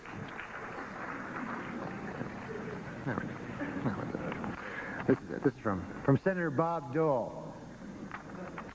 Ladies and gentlemen of the press, to hell with all of you. You cost me the damn election. You can kiss my ass, every last one of you. Thank you, folks. Thank you very much. What are the best things in your life right now? The best thing is my son. I would like to say to Eugene Levy that there's no reason to be ashamed of your son. My son only this morning punched me in the chest really hard. How was your summer? What'd you do? Anything good? It was great. It was a lot of fun. I have a little boy, you know. How old's your son? He's 6 years old. Oh, that's great. I want to say 6. And he's a lot of fun. I do things with him, you know. We play and stuff. What do you do? What kind of things? I took him to Disney World. Well, there you go. Down in Florida. You ever go there? I've never been there, no. Well, you don't have, you're barren. Not barren, but you have no children. Barren. That's right, I'm barren. I'm infertile. Only That's ladies. Right. I can't possibly have children. What's your son's name, Timmy? Little Dylan. Dylan. Yeah, Dylan. Not name for Bob Dylan? Yeah, I named him for Bob Dylan, and I thought, hey, man, nobody's going to be named Dylan. That's a cool name, because when I was a kid, I always read Dylan... Thomas? Dylan Thomas, a Child's Christmas in Wales. Yeah. And so I said, hey, nobody will have that name. And then everybody has that name, because they had that kid on 90210. This is too long, right? I'm so glad you're back, Norm. We haven't seen you in quite a while. I missed you, man. Yeah, glad to see you. How have you been, and what have you been doing? Oh, man, nothing compared to you. Congratulations on young Harry. Oh, thank you very much. Yeah, he's a good boy, I nice fella, understand. yeah. You have a son also? I have a son, yeah, a little older. He's, I want to say... he's 10 or 15. Yeah. The point is this. I want to give you a little advice. First of all, they get less cute. Oh, see, yeah. And you got to, when they're young, you got to do certain things. For instance, because you love your child more than anything, obviously. And when I was young, and I had my little boy, Dagwood. Name is Dagwood.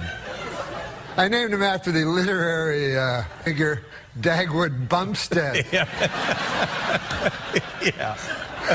Now, his name is Dylan. Dylan. Named after Dylan Thomas. Because my father read me a Child's Christmas in Wales every Christmas. So, when the kid's young, as Dylan was, I used to play basketball with him, and I would always let him win, because I figured that was the thing to do as a father.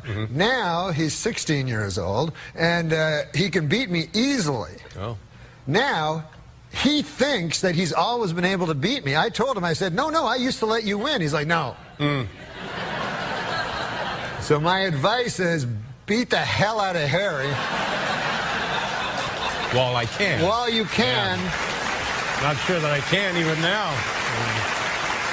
Now, Norm, I remember years ago you told me that you were there for the birth of your son, and I always remember this. And you said that was the most exciting thing you had ever participated in. Do you remember that? Yes. Yes. And then what happened? I took crystal meth.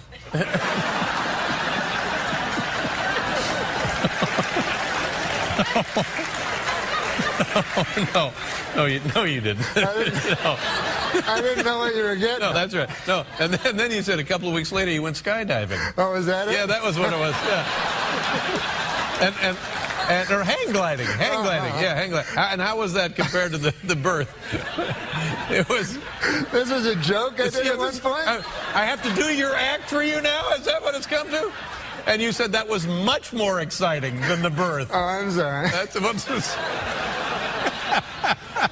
Pleasure in my son being happy. Ah. Yeah. How old is your son? He's, 10, 15? You liar! He's 6. He's a 6-year-old. You just about you've had sex in the last 10 years. No, my son's 16 years old. He's 6. No, he's 16 years old. He's 16. Yeah. So is he a confidant? Do you call him and, do you ever share personal, trials and tribulations and triumphs? I would never do that to a child. He's 16. Well, I mean, as you have said, he can't be a child forever. When are you going to put the hard realities of life on him?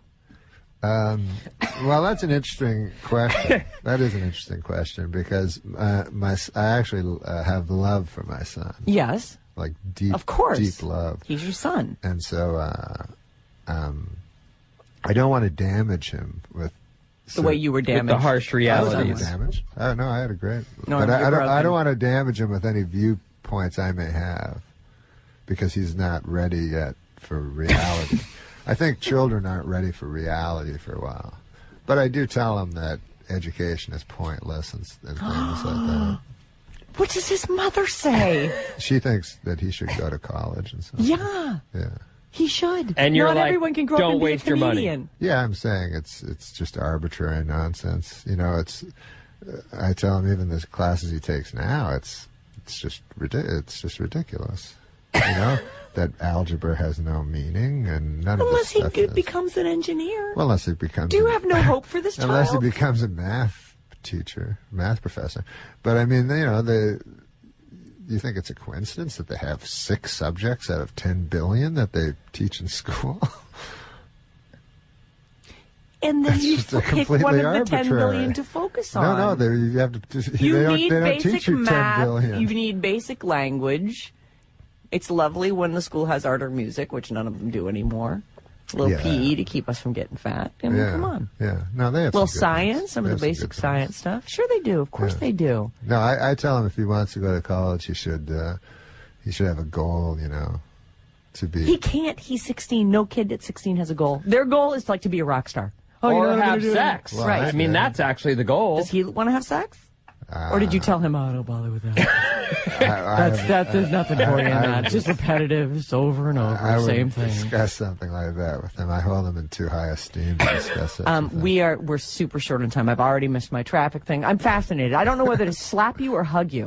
Like, seriously, I feel like someone needs to shake you and knock some sense into you. We are going to take a short break. Or maybe you. What? Maybe you. Knock sense into me? No, I'm doing fine. I'm good over here. Oh, me too. No, you're not. I'm telling you. I know from broken people, Norm MacDonald. You say I don't listen.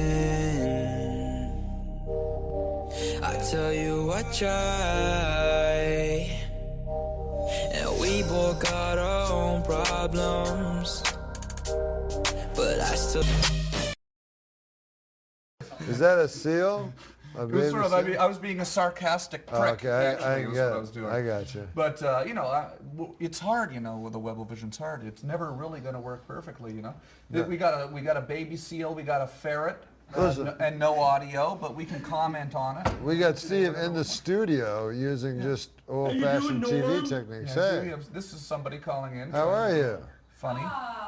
I do that on my Baby Skype. seal calling in from Canada. I do that. seals? I do that too on my Skype with my friends. I get like little dinosaurs. I'm like, I am going to eat you. My name is Stegosaurus and stuff like that. But this guy's not very good. I don't know. My name is Stegosaurus and stuff like that. Yeah. And there's a big delay. Yeah, some sort of delay. Well, let's not take a call for a minute. Let's just talk, man. Yeah, let's just talk. It's just not fucking Let's working. just 3 guys from Canada that were, you know, where were we 20 years ago? I don't know. Here, I think.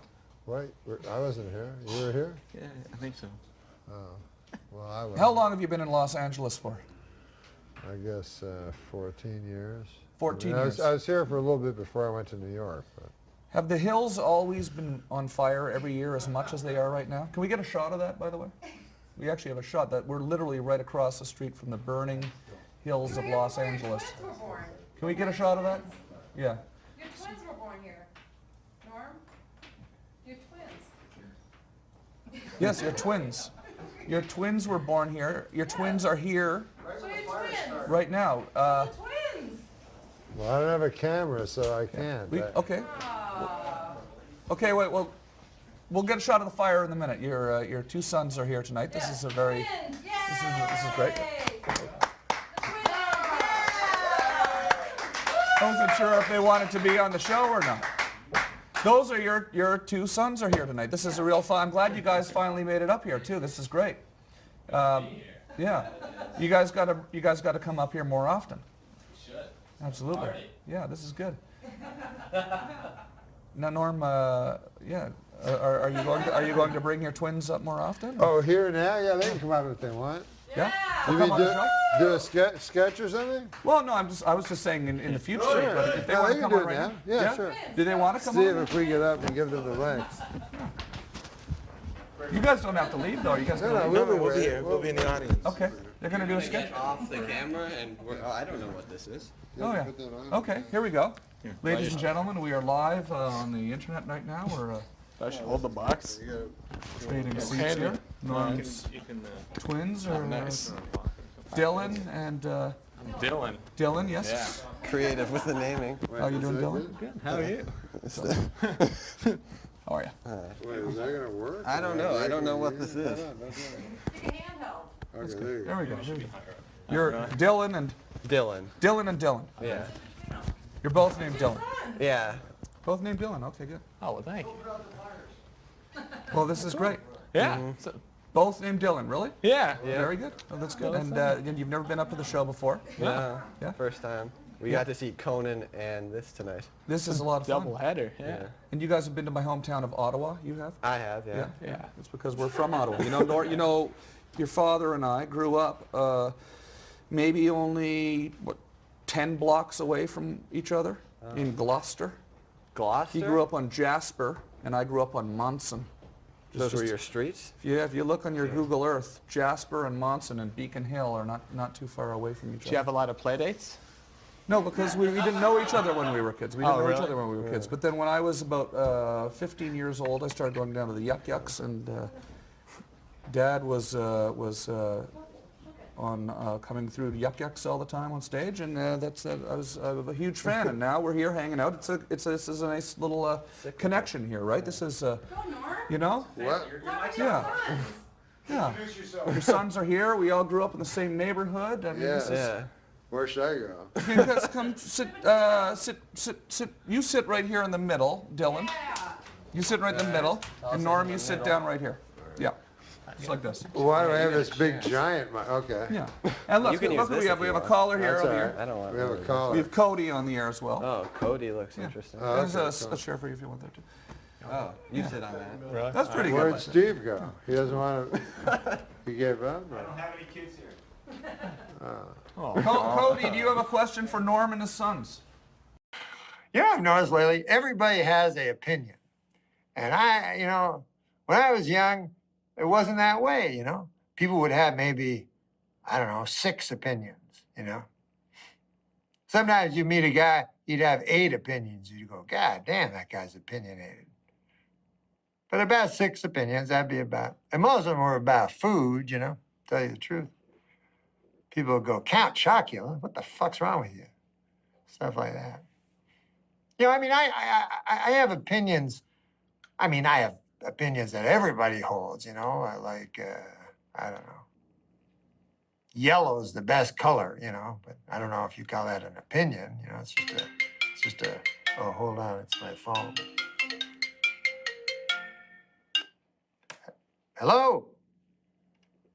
I gotta phone you back on account I'm doing a special on the TV, comedy special. So I'll call you back, okay? Okay.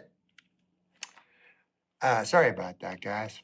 Anyways, I was saying I don't got really no opinions, and I know a lot of people don't have opinions on account of I see it on the TV. Like I'll watch CNN, and they'll ask a question, and sometimes it's tough, you know. They'll say like, "What do you think that Southeast Asian Sea treaty? How do you think that'll affect the gross national product of Singapore?" And anyways, at the end, they ask that question. You know, do you think it's good, yes or no? And then at the end, they show the answer. I'm a sucker for a poll, you know. So I always like to, I take part in, at the end, you will always see the same thing. It will be like, they'll show the poll and it's in like a pie chart, you know. And then you'll go, God damn, I wish I had some pie. Anyway, they show in a pie chart, and it'll be like 45% yes, 45% no, 10%, I don't know. So that's fine, you know. I'm not ashamed of being part of 10%, you know. Sounds small, but 10% of this great country, that's 35 million people, you know, that don't know. That's fine. And I'm a sucker, man. I always, anytime I see one of those polls, I phone up, you know. I go, hello, is this the TV? Yeah, you asked a question earlier. I don't know. I don't know the answer to the question. But listen, I got a question for you. What'd that second word mean anyway? It did? All right, well, I better end up in that poll that looks like a pie, fella. I'm no sap. And then I hang up my phone. Why you going high? Push me to the side.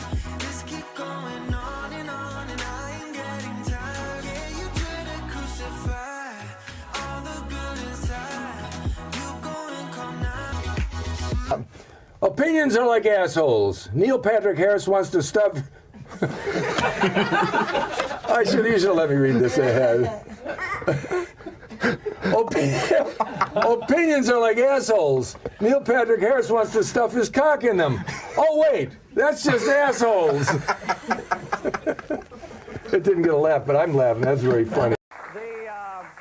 The weekend update guy on Saturday Night Live. And now he's moved on. He's got a new movie coming out on Friday called Dirty Work. Hey, the trunk looks kind of small there, Anton. It's live. I'm on live TV. Trunk's fine. As you can see, friend, it's not small. It's a big trunk. I'll show you right here. Well, you got a dead hooker in the trunk.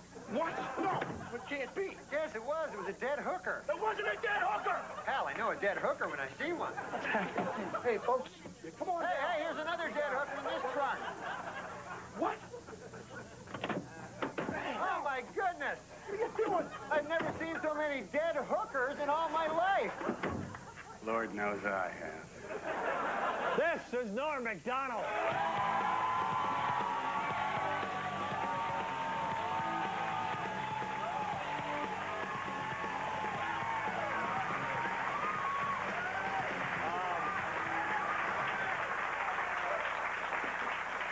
Thank you. Thanks. Hi, how are you? Thanks for doing the show. Thanks for having me. Funny clip. Oh, yeah, this is a funny movie to make, you know. We had a lot of fun. It's tough, though, making movies, you know, because this is the first thing I've done where I had a different name. Like when I did Saturday Night Live, I was Norm, and my real name is Norm. There you go. So on this movie, like, my character's name was Mitch, and so a lot of times it'd be tough, like, in a scene, like a guy would go, hey, Mitch, we got to get going. I go, ah. And they go, confusing. yeah, and they go, you're Mitch. And I go, ah, yes, Mitch, that's me. And then they go, cut, you know, that's it.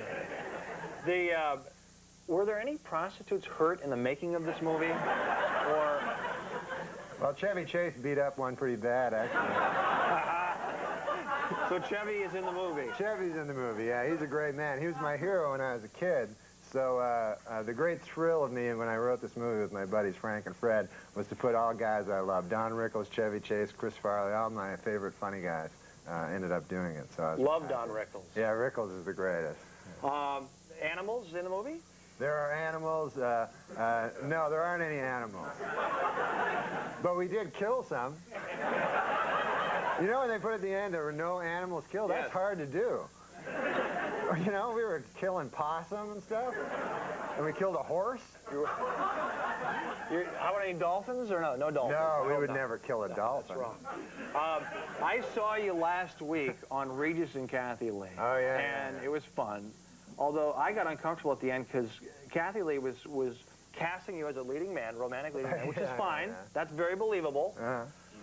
But was she hitting on you, or what was she? Was she flirting, or what was going on? No, well, she's a lady and I'm a man. And she's an incredibly beautiful woman, like, and especially in person. She's You've stunning. seen her up close, is that true? Oh my God, she's so beautiful. She's really pretty, and you know, she's taken. She's married, but I thought he treats her really well. Right, we know. I thought you.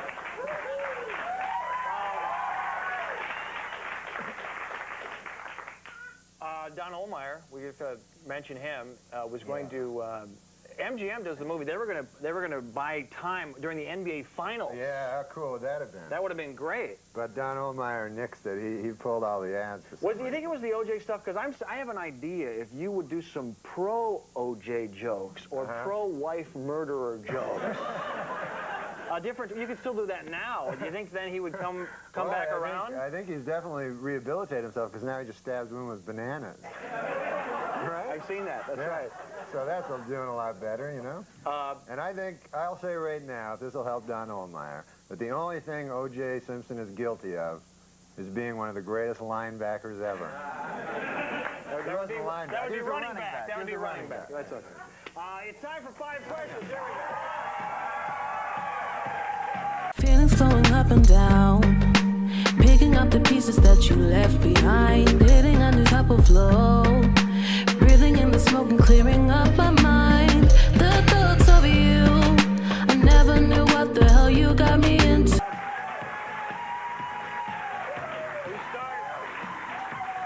It's going to be tough because I only know 4 things. Wow, we may ask 4 of those. That'd be great. We start with geography. Who's your favorite supermodel from Australia? Supermodel from Australia. That would be Alan McPherson. That is correct. I chose that one. Okay. The blackjack dealer is showing a 7. Do you split your 8s? You always split 8s, yes. Yes, very good. Let's play the pyramid. Schwarzkopf, a generally famous Norman. Yes. Wow. That guy down the bar. Very good. Category is dirty tricks in the play of the same name. Who pulled a fast one on Othello? Iago. Wow, that is good. You weren't supposed to hit that one. And now we finished very difficult. Finally, NBC's Don Ohlmeyer. Punk-ass bitch or bitch-ass punk? Well, that's an age-old debate that I can't get into. We'll never answer that one. That is correct. This is awesome.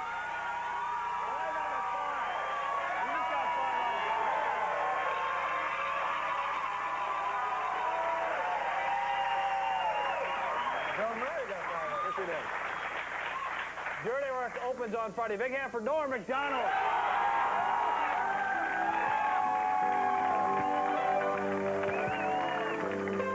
Well, the magazine POV came out this week with a list of the best and worst jobs to have in the next century. Their 3 best were, in this order, multimedia software designer, management consultant, and interactive advertising executive. While their worst, for the 3rd year in a row, crack whore.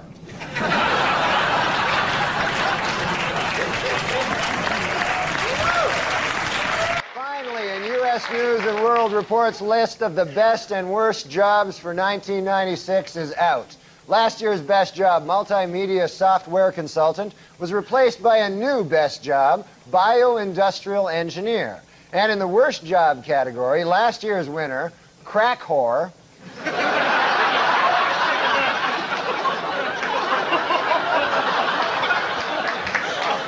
has lost its spot.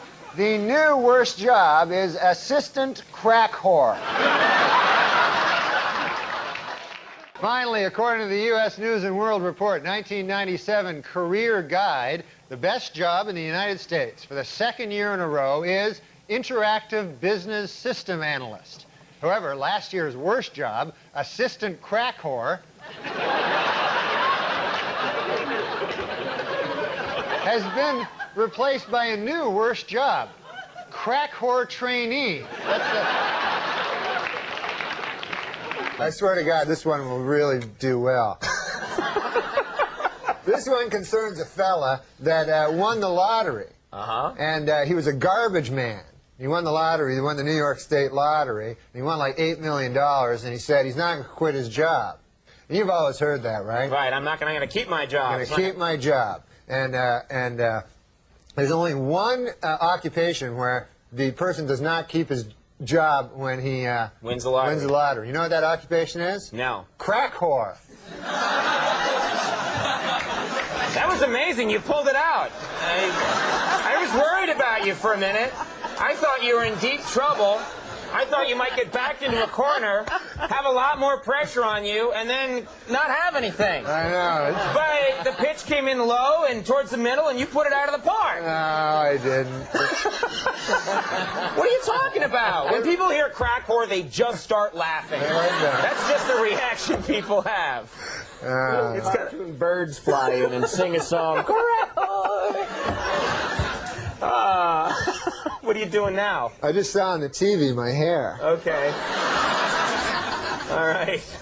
What we're going to do is we're going to take a little commercial break. Okay, great. And I'm going to get security in here. And then we're going to come back and we're going to talk to you some more because you're going to have some fluids during the break and stuff. Fluids? Yeah, you'll see. We'll get that Tanya girl to get them for you. I thought when you said that, I thought you meant fluids out of my ass.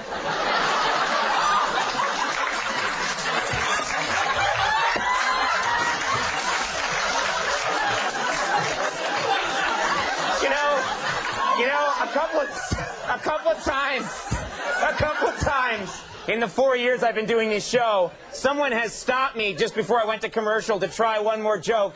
That was the most worthwhile of all the time. We'll take a break, everybody. We'll be right back.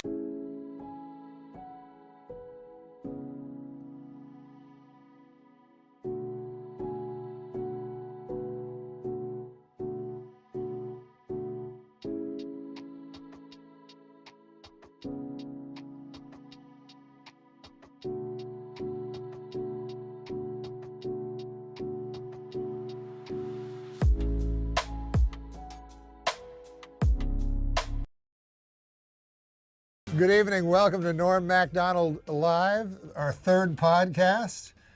And I could not be more excited about this podcast until about 10 minutes ago, because our guest was going to be the great Robert Blake. Yeah. And I love Robert Blake, and I always have since I was a little kid, because I watched Beretta, which was my favorite show. And that's probably before your time, Adam Yes, Egget. definitely. My trusty sidekick, Adam Egget. Don't worry, Norm. And you didn't know Robert Blake, probably. No. But in the 70s, they had these shows that were detective shows. Right. And but most of them were kind of corny. Like they had Frank Cannon, who was played by William Conrad. Uh-huh. And as a matter of fact, now that I think of it, most of the detectives back then had something wrong with them. What was wrong with Cannon? Huge, obese man. He was a fat man, and he'd chase down the criminals, and then he would karate chop them on the neck. That's how he ended up getting them. He knew how to karate. And at the end, it would be him eating like a big dish of pasta with some lady. Anyways, and Longstreet was blind. Jesus. He was a detective, was blind, and he relied on his dog a lot. And a lot of times he'd go, there's a clue underneath this girl's, skirt. The dog knew where Longstreet wanted to go. And they had luck solving the cases? But I'm saying they were very corny kind of sick of. Right. But then Beretta, it was like Martin Scorsese had made a detective. Good. He was a tortured guy. You know how now all the superheroes are conflicted? Oh, yeah. Yeah, I don't like that. But I like this guy. He was conflicted, And anyways, and it had the greatest theme song. So I said, let's get Robert Blake. Yeah, it would have been a great guess. He's engaging. How exciting that going to be? And we got him on. I got him on the phone only for 5 seconds. What happened? Daniel Kellison apparently was on the phone for an hour. How did that go? I don't think it went well. Probably not. But I got his book. One of the things was, you've got to read my book. Mm-hmm. So anyways, he's not coming. Yeah. And I read his entire book. Oh, that's... And it was great. It was one of the best books, celebrity memoirs I've ever read. Oh, good. Then you should plug it anyway. You liked Yeah. it? It's called Tales of a Rascal. Because he was on the Little Rascals. Of course. Right. But I think there's it's drenched in irony as well. Yeah, sure. Tales of a Rascal, Robert Blake, What I Did for Love. So it covers everything. He pulls no punches. One of my favorite roles of all time was him in David Lynch's Lost Highway. Just riveting. I never saw that. Amazing. Yeah. But I like David Lynch likes me. That's bizarre, even for Lynch. That's amazing, though. That's really cool. What? We should get him on the show. David Lynch? That'd be great. We should put him on the old list. Oh, the list. We have a list. We have a list of guests we're trying to get. And we don't have a list, do we? Well, I always carry it around with me. You never know when you're going to need the list. Is that the list? This is the list. I always carry it around with me. This is the list. This is guests we're trying to get for the show. Yeah. It's a long list. It's really long. And they run the gamut. from Al Franken. I mean, he's what is he, a senator? Yeah, he's a senator. He's somewhat attainable, you know? Alison Brie. Don't know her. Oh, come on. Something you're never supposed to say on a TV show? That you've never heard of someone on the list? What's wrong with you? Andy Dick, I think he'd be good. Yeah, he'd be great.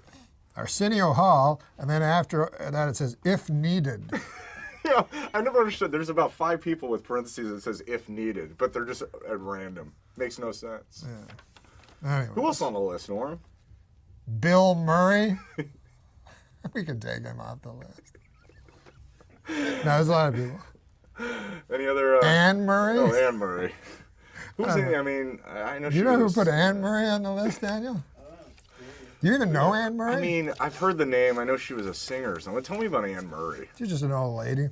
She's like 75. I think she lives in Prince Edward Island or something. Is that close by or? No, it's about as far as could be. I don't think there's any 2 points of the North American continent farther than Los Angeles and well, I mean, Spring Hill. Well, I mean, she's probably available. What do you think she's up to Oh, right she's now? available. What's she up to? Yeah, what do you think she's doing? walking down the street going, I'm Anne Murray. So, not a good chance of getting her to fly down here. No, but anyways, God, this is a huge list. Oh, you know what else there's news in our little life? Yeah. That we're going to do that Masters right. live. Explain to the folks what it is, because I did it one time before. Well, basically, it's people. Explain to the folks on the folks at camera. home. What you guys can do is tune into the Masters on television there, and you can turn down the volume and listen to Norm and some friends partially commentate the golf and also talk about it. So tune in to the Masters. I believe that's this weekend. Robert Blake, when he met Steve McQueen, is one of the coolest stories I've ever read. When I read this book, because I'm trying to write a book, they want me to write a book. Anyways, you can tell this guy wrote this. And you can also tell he should have been a writer. And he should have been a poet. No. But anyway, he's not here. He's not here. But you know who is here? No, who's here? Fred Stoller. But, see, what's good about this is he's got stories about Steve McQueen. He's got stories about Mickey Rooney, Ava Gardner. Yeah, one of my favorites of all time, Robert Mitchum. Robert Mitchum, he's got stories. What an actor. Fred Stoller also has stories, but nearly half of them are about Dom Irrera. Well, it says right on the front here, Fred Stoller is always funny. Chris Rock. He's gotta Chris be good. Rock? Yeah. Fred Stoller is always funny. Well, we'll put that to the test tonight. Now, thank God for Fred Stoller. No, seriously. Oh, he's a hilarious guy. He's a hilarious guy, and he's got a fascinating story. But also, Fred Stoller was telling me he wants to be on podcasts, like as a guest. Yes. And he actively tries to get on podcasts. Absolutely, yes, he does. And is rejected. Except by us. Yeah, we're used to be the guys getting rejected. Yeah. But anyways, he's gonna be great. Oh, also, this is I think exciting. You ever hear? There's a big late night shakeup. Yeah. What do you know of that? What do you know? Well, I know that Leno. How would you encapsulate that? Without talking too much, and make it for someone who doesn't know anything about this late night shakeup. Well, I believe what's happening. You mean these specifics? I believe that Fallon is taking over Leno's spot. Jimmy Fallon is taking over Leno's spot, and then Leno is moving over to Fox. I believe. No, he's not moving to Fox. That's speculative. Okay, so he may or may not be moving to Fox. He's moving somewhere, and he's retiring. Oh, is that what he's doing? I thought you could encapsulate it for the folks at home. No, you'd be mistaken. Well, try again, and I'll just correct. Okay, so I believe Jimmy Fallon is moving to Jay Leno's spot. Yes, Jimmy Fallon will be the host of The Tonight Show. Got it. And is anything happening with Jay Leno is retiring. Jay Leno's retiring. Which will leave a spot at 12:30 on NBC. Okay. Jimmy Kimmel has the 11:30 spot on ABC. I don't know what follows him. Nightline, perhaps. Maybe they've flip-flopped. Right. Conan O'Brien is over on the Dumont network or some fucking thing. And who else is there? Chelsea Handler beats them all, and no one seems to care. And is there anybody else? No. But anyways, the point is, who? Oh, and David Letterman. And Ferguson. And Craig Ferguson. Right. And so David Letterman is 65. Where you used to have to retire, I think. You know, Walter Cronkite had to retire at 65. Isn't that amazing? I didn't know that. You didn't know that? No. You didn't know that? I don't know much. Yeah, at 65, he had to retire because at that time because that was years ago, you know. Leno's younger than Letterman, right? He is 62, Mm-hmm. and Letterman is 65. Wow. But the problem is, if Letterman retires, CBS doesn't know what to do because they have to put a Scotchman in there, a Scottish guy. Ferguson. Craig Ferguson. Right. And they're afraid that people, you know, at 11:30, older people, might not want to listen to a Scottish brogue. And also his sidekick is a skeleton. It is? You've never seen the show? I've never seen the show. Well, it's fascinating because he just talks. Like he I don't know if he uses writers, but he's a fantastic you've never seen anything like Craig Ferguson. I love him. It's just a Scotsman talking to a skeleton. Well, the skeleton is his sidekick is a corpse. Which apparently Les Moonves CBS has some problems with. He's saying, why not spend the extra money and get a corporeal person? You know what I mean? Sure, you save money, you know, grave robbing every night, because apparently Craig Ferguson has to change because the stench becomes unbearable in the studio after a few days. I would imagine. Cut to Craig Ferguson out at the local cemetery with a shovel. You think they'd spring old-fashioned grave robbing. But anyways, my point is this. I don't know what to watch anymore. Well, with all the shuffling. So I look at Entertainment Weekly because every week this publication, this periodical, they're an authority on the subject. Of course, they'll it's Entertainment Weekly. Tell you what to watch. So they'll tell you what to watch. So anyways, I'm perusing it. Okay. So this is what I found out about the word peruse. You think it means scan, but it actually means reading very carefully. Oh. So the next time you're talking to one of your intelligent Hollywood friends, and they say peruse, you go, what the fuck are you talking about? Peruse means to study carefully. So you studied this carefully. What did yes, you, and what they have is they have the must list. The top 10 things we love this week, things you must see. Okay. And anyways, look at this, number 6. Oh, here it is. It's our show. It's Holy our program. shit. Isn't that bizarre? What the fuck? That shouldn't be in their fucking thing. My name should not be in any publication. No, that definitely. Did you think that? Like 3 weeks ago when we started, no. You were just a filthy bum. Yeah. And now these retards put your name in a fucking magazine. It says the Saturday Night Live alum. I don't know what that alum. What does that mean? It means he used to be on Saturday Night Live. Yeah. Is using his deadpan charm and irreverence to full effect on his riotous new video podcast where he and co-host Adam Egget, that's you. Shocking. Will welcome guests like Russell Brand, Bob, maybe. We'll have to see.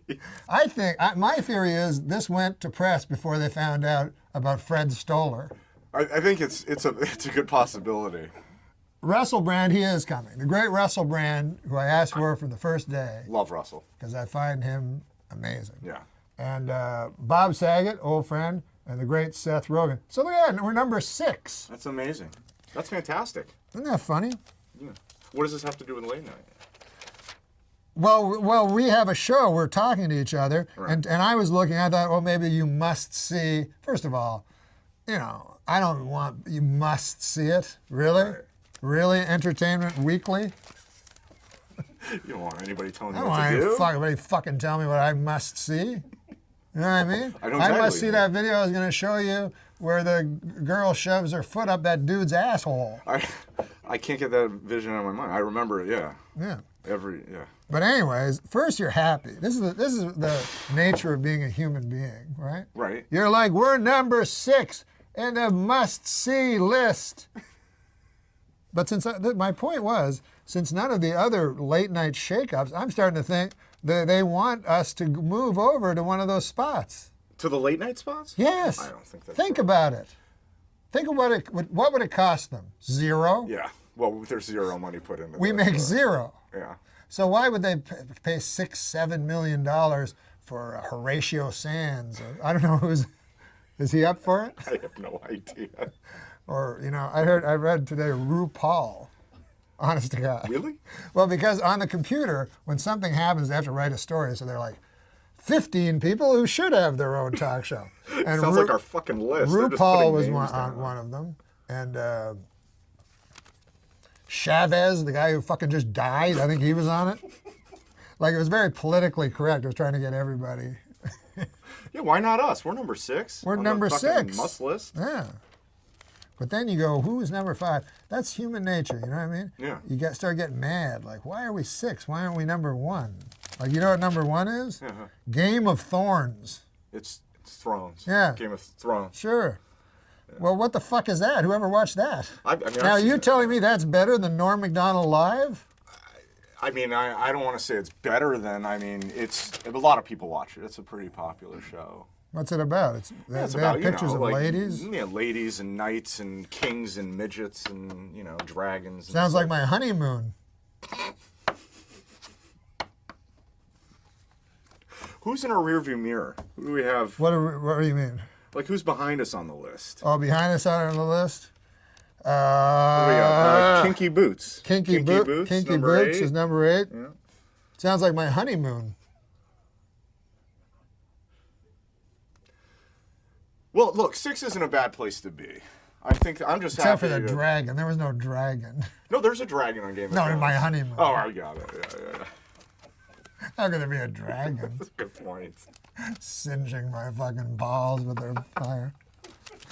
Did you ever think there actually was a dragon when you were a kid? Absolutely. Me too. I thought a lot of things when I was a kid. I What still else? do.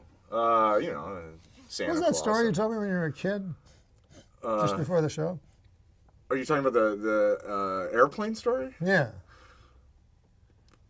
Well, I mean, yeah, I don't know if I was a kid. I was 13 years old. You're talking about that story? Yeah.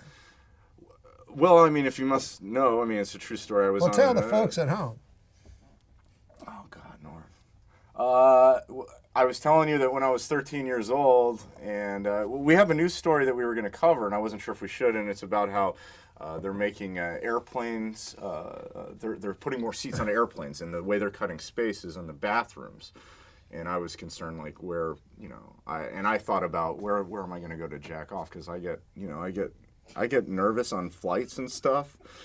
And a lot of people do it. I don't know. But when I was 13, I went in there and I did that. And some lady walked in on me, and she was like 2 seats over, and you just had to stare, just staring at me in disgust for like 5 hours straight. It was a long flight.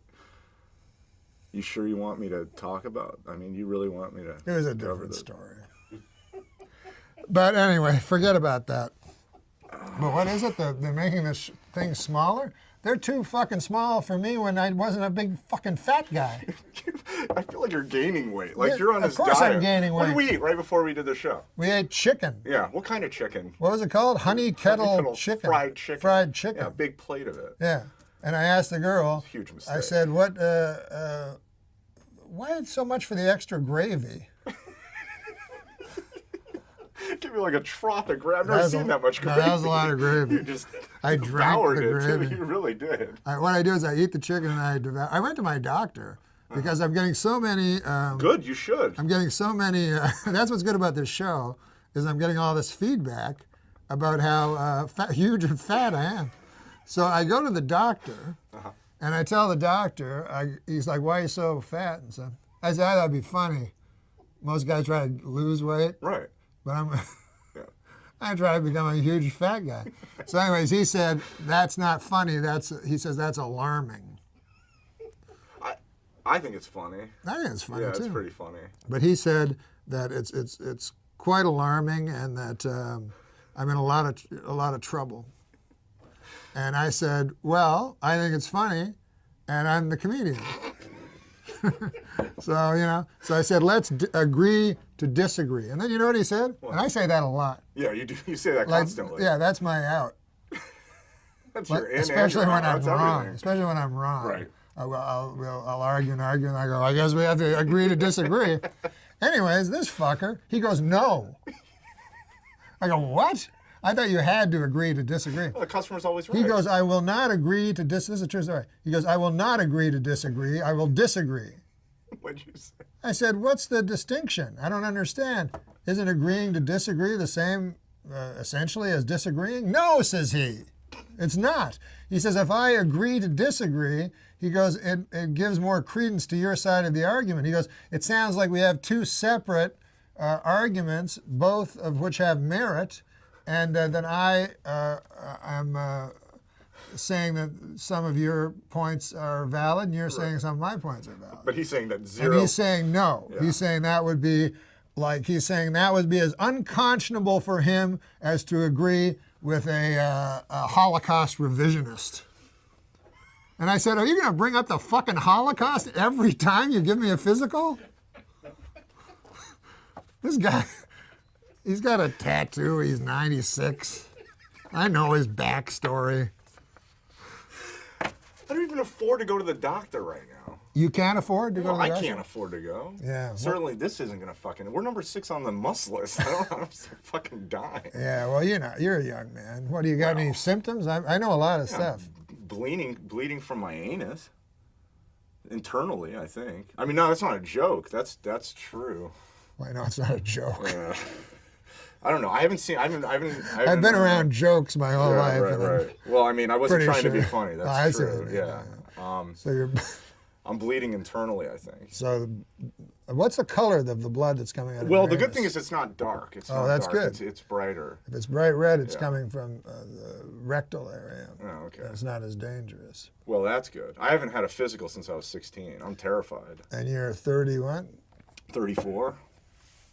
It's been a while. Yeah. About 18 years. So hopefully, number 6 on the must list, maybe the money will start coming. I'll be able to see that doctor. You know what I mean? You're really bleeding from your anus? Yeah, I really am. Because you gave up that entire lifestyle that would make me think you were still bleeding from the anus, but you told me you'd given that all up. You're talking about alcohol, right? Yeah. Yeah. But how you love to go to those bars and get real drunk. Yeah. And then the next day you'd wake up and you'd be bleeding from the anus. Well, no, I think it was alcohol related. I think what you're I'm implying. saying. Okay, good. No, I'm not implying anything. Yeah. You're inferring something, but I'm not implying anything. I'm saying straight out, you would black out. Oh, yeah. You'd drink your Wild Turkey 101. Glenlivet. You like your Glenlivet? Yeah. You like your Jack Daniels? Sure. Your Jim Beam? Absolutely. Never a lady's name. No. I never really thought about that. Yeah. Do they have booze that have ladies' names? Yeah, sure. I'm sure they do. Because to me, it's Shirley Temple. I don't think that has booze in it. Well, they have a Dirty Shirley. A dirty Shirley That's Temple. like Shirley Temple with vodka in it. I miss booze. There's this guy, Chance Langton. Do you know him? He's a comic. No. But he said when he was a young boy, he loved Shirley Temple. He was 5 and she was 5. The next year, he saw her in a mall. He was 6, she was 50.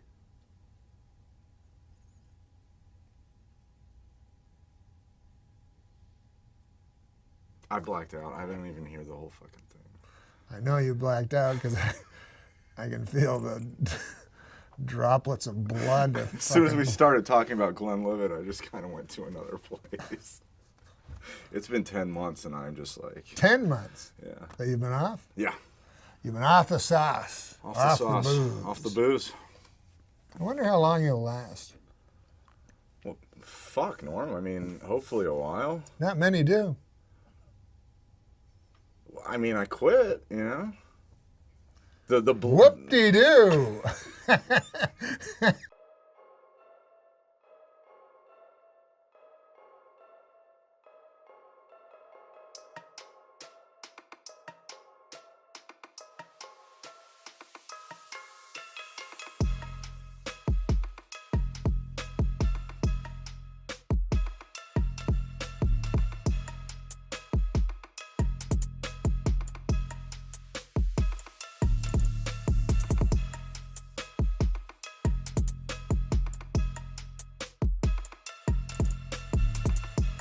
The thing is, Robert Blake was supposed to be on the show, and I was all excited, and then we And fucking so had to was get I. Fred Stoller. Yeah. God damn, that was a depressing day. Because Yeah. Robert Blake was supposed to come in, and then Daniel Kellison talks to him on the phone for an hour, and he fucking won't show up. Yeah. Anyway, whatever. I was watching on YouTube today, you going on Letterman. Well, I don't know. YouTube's fun, man. Yeah. It was. You know what I'm listening to now a lot, Tommy? I'm listening to audio tapes of Lyndon Johnson. Really? Okay. Well, now I understand why that. I believe that you actually do watch this website now. yeah. Really? What do you mean? Really? Yeah. Really? He put in the system, that brought Nixon down, He put in the tape system. Yeah. he did. Okay. And and his are way more entertaining than Nixon's. So he put it in. That's kind of interesting. That sounds like kind of what you build a system to record. He did that obviously, so he was very aware that it was there. Yeah. So he was sort of almost doing a radio show. He did what you do. He was Rupert Pupkin. Lyndon Johnson was Rupert. Exactly. So what are you? So the funny ones were sometimes they're really funny. Just like the Nixon ones, the funniest ones are when there's all these Nixon tapes that you can listen to in the Library of Congress that have nothing to do with Watergate. They're way the fuck funnier. Like it's just Nixon talking about his wife and shit. And like one time his in-laws are coming, he's like, I think I'll go stay at Blair House. I don't like that lady with her cooking. And you're like, oh, it's weird, it's the president. How many hours of these tapes have you listened I've listened to a lot of them. But the Johnson ones are the funniest. So anyways, you probably didn't know this. I never fucking knew this. And the guy from the New York Times may or may not have. Anyway. Look at Sam. He's checking his watch going, what's the Simpsons made so far? Anyways. They're all Rickles. Yeah. So, well, anyways, what was I talking about? The Lyndon Johnson tapes. Yeah, so this, I didn't know this. Lyndon Johnson, he's wins his election, right? He's way ahead in the polls, like a week before the elections come. And his chief of staff, they have a party, because they're so happy, because next week they're going to be president again for 4 more years. So they have a big party at the White House, and his chief of staff goes across the street to a YMCA and blows a dude. Wait a minute. So the next day... Take my jacket off here. This is ridiculous. What happened here? Yeah, that's what happened. Say that again. Okay, so Lyndon Johnson, right? Yeah. He's going to win. Yeah. He's, he knows he's going to win. He's way ahead in the polls, as long as nothing crazy happens, right? So he goes, hey, let's have a little party, a week left, We're going to win easily unless some crazy thing happens, And so they're having the party and everything. But how did anyone find out about the chief of dude staff getting blown? Because the chief of staff, well, listen, if you go into a Y and blow a guy, right, but you never know. But it just came out. Did this actually come out in the press? Yeah, like they had a sting operation. And is this on the tapes? Is this on the tapes? It was funny because it was in the old days, so the press couldn't say that, So they had to say it in language that the audience didn't even kind of understand. They go like he was caught in a somewhat compromising situation in a young man's Christians association, and people, old farmers would go, well, wonder what happened there. So they wouldn't come. So I think that helped them, but the conversations with Lyndon Johnson are hilarious because he goes, he's just talking to his friends, and it's this longtime guy that he didn't know was gay, and he's like, my golly, I could never have figured that for Bob. I've known Bob 30 years, and he goes, I'd quicker say I was a fruit than him. Really? Yeah, on the tape? On the tape, yeah. Where did you get the tape? Where did you? Lyndon Johnson yeah. said that. Where did you get the tapes? And then he goes, and then the funniest thing is he phones J. Edgar Hoover, who he knows is gay, right? But he's like real powerful and everything, right? J. Edgar Hoover was gay. Yeah, like, he was a transvestite and he'd have dudes over. And... Is this true? Or? Yeah, no, that's fairly well documented. I know I'm it not was outing him. I know I'm not I know. Perez Hilton over here. I know people. No, this is fairly. Yeah. He's well documented. Yeah. So Lyndon Johnson knew for sure he was gay, but he was scared of him because he was so powerful. So he just like needles him, and he's like, so he's talking to him and he goes, I can't believe old Bob's one of them fellers, they didn't even have a word for it and stuff. And so J. Edgar Hoover goes, well, sir, he goes, I have to ask a rather tough question here, but now when Bob was involved in this, was he the more or less sort of, you know, a participant, or was he more or less the feller that, you know, instigated the thing? You know? He's asking if he's a catcher or a... yes, I don't know. Well, I don't know what the hell I'm talking about. What have you got me? Why are we talking? Gross, you're saying that. So the guy goes, so then J. Edgar Hoover goes, well, I wouldn't, well, Mr. President, he goes, I'm sorry to tell you he was the instigator, you know, and he goes, oh, good God, he goes, how do you spot a feller like that, Edgar? You know? So then J. Edgar Hoover goes, well, I wouldn't know, sir. He goes, oh, come on now, Edgar. He goes, if there's anybody that could spot a feller like that, it'd be you. Why, you're the head of the FBI. And so, this isn't really what's on the tape. Is that really on the tape? That's really on the tape. And J. Edgar Hoover's kind of mad. He's like, anyway, all right. Yeah, you got to hear it. It's the fun. Really? And where I'll did bring it in. I know you love broadcasting. Yeah, where did you get the tapes?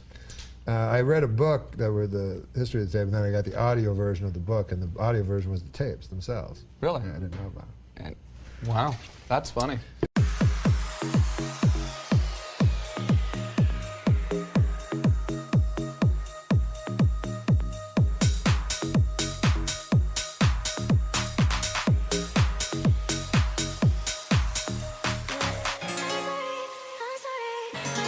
sorry about me. I can be a bit complicated. So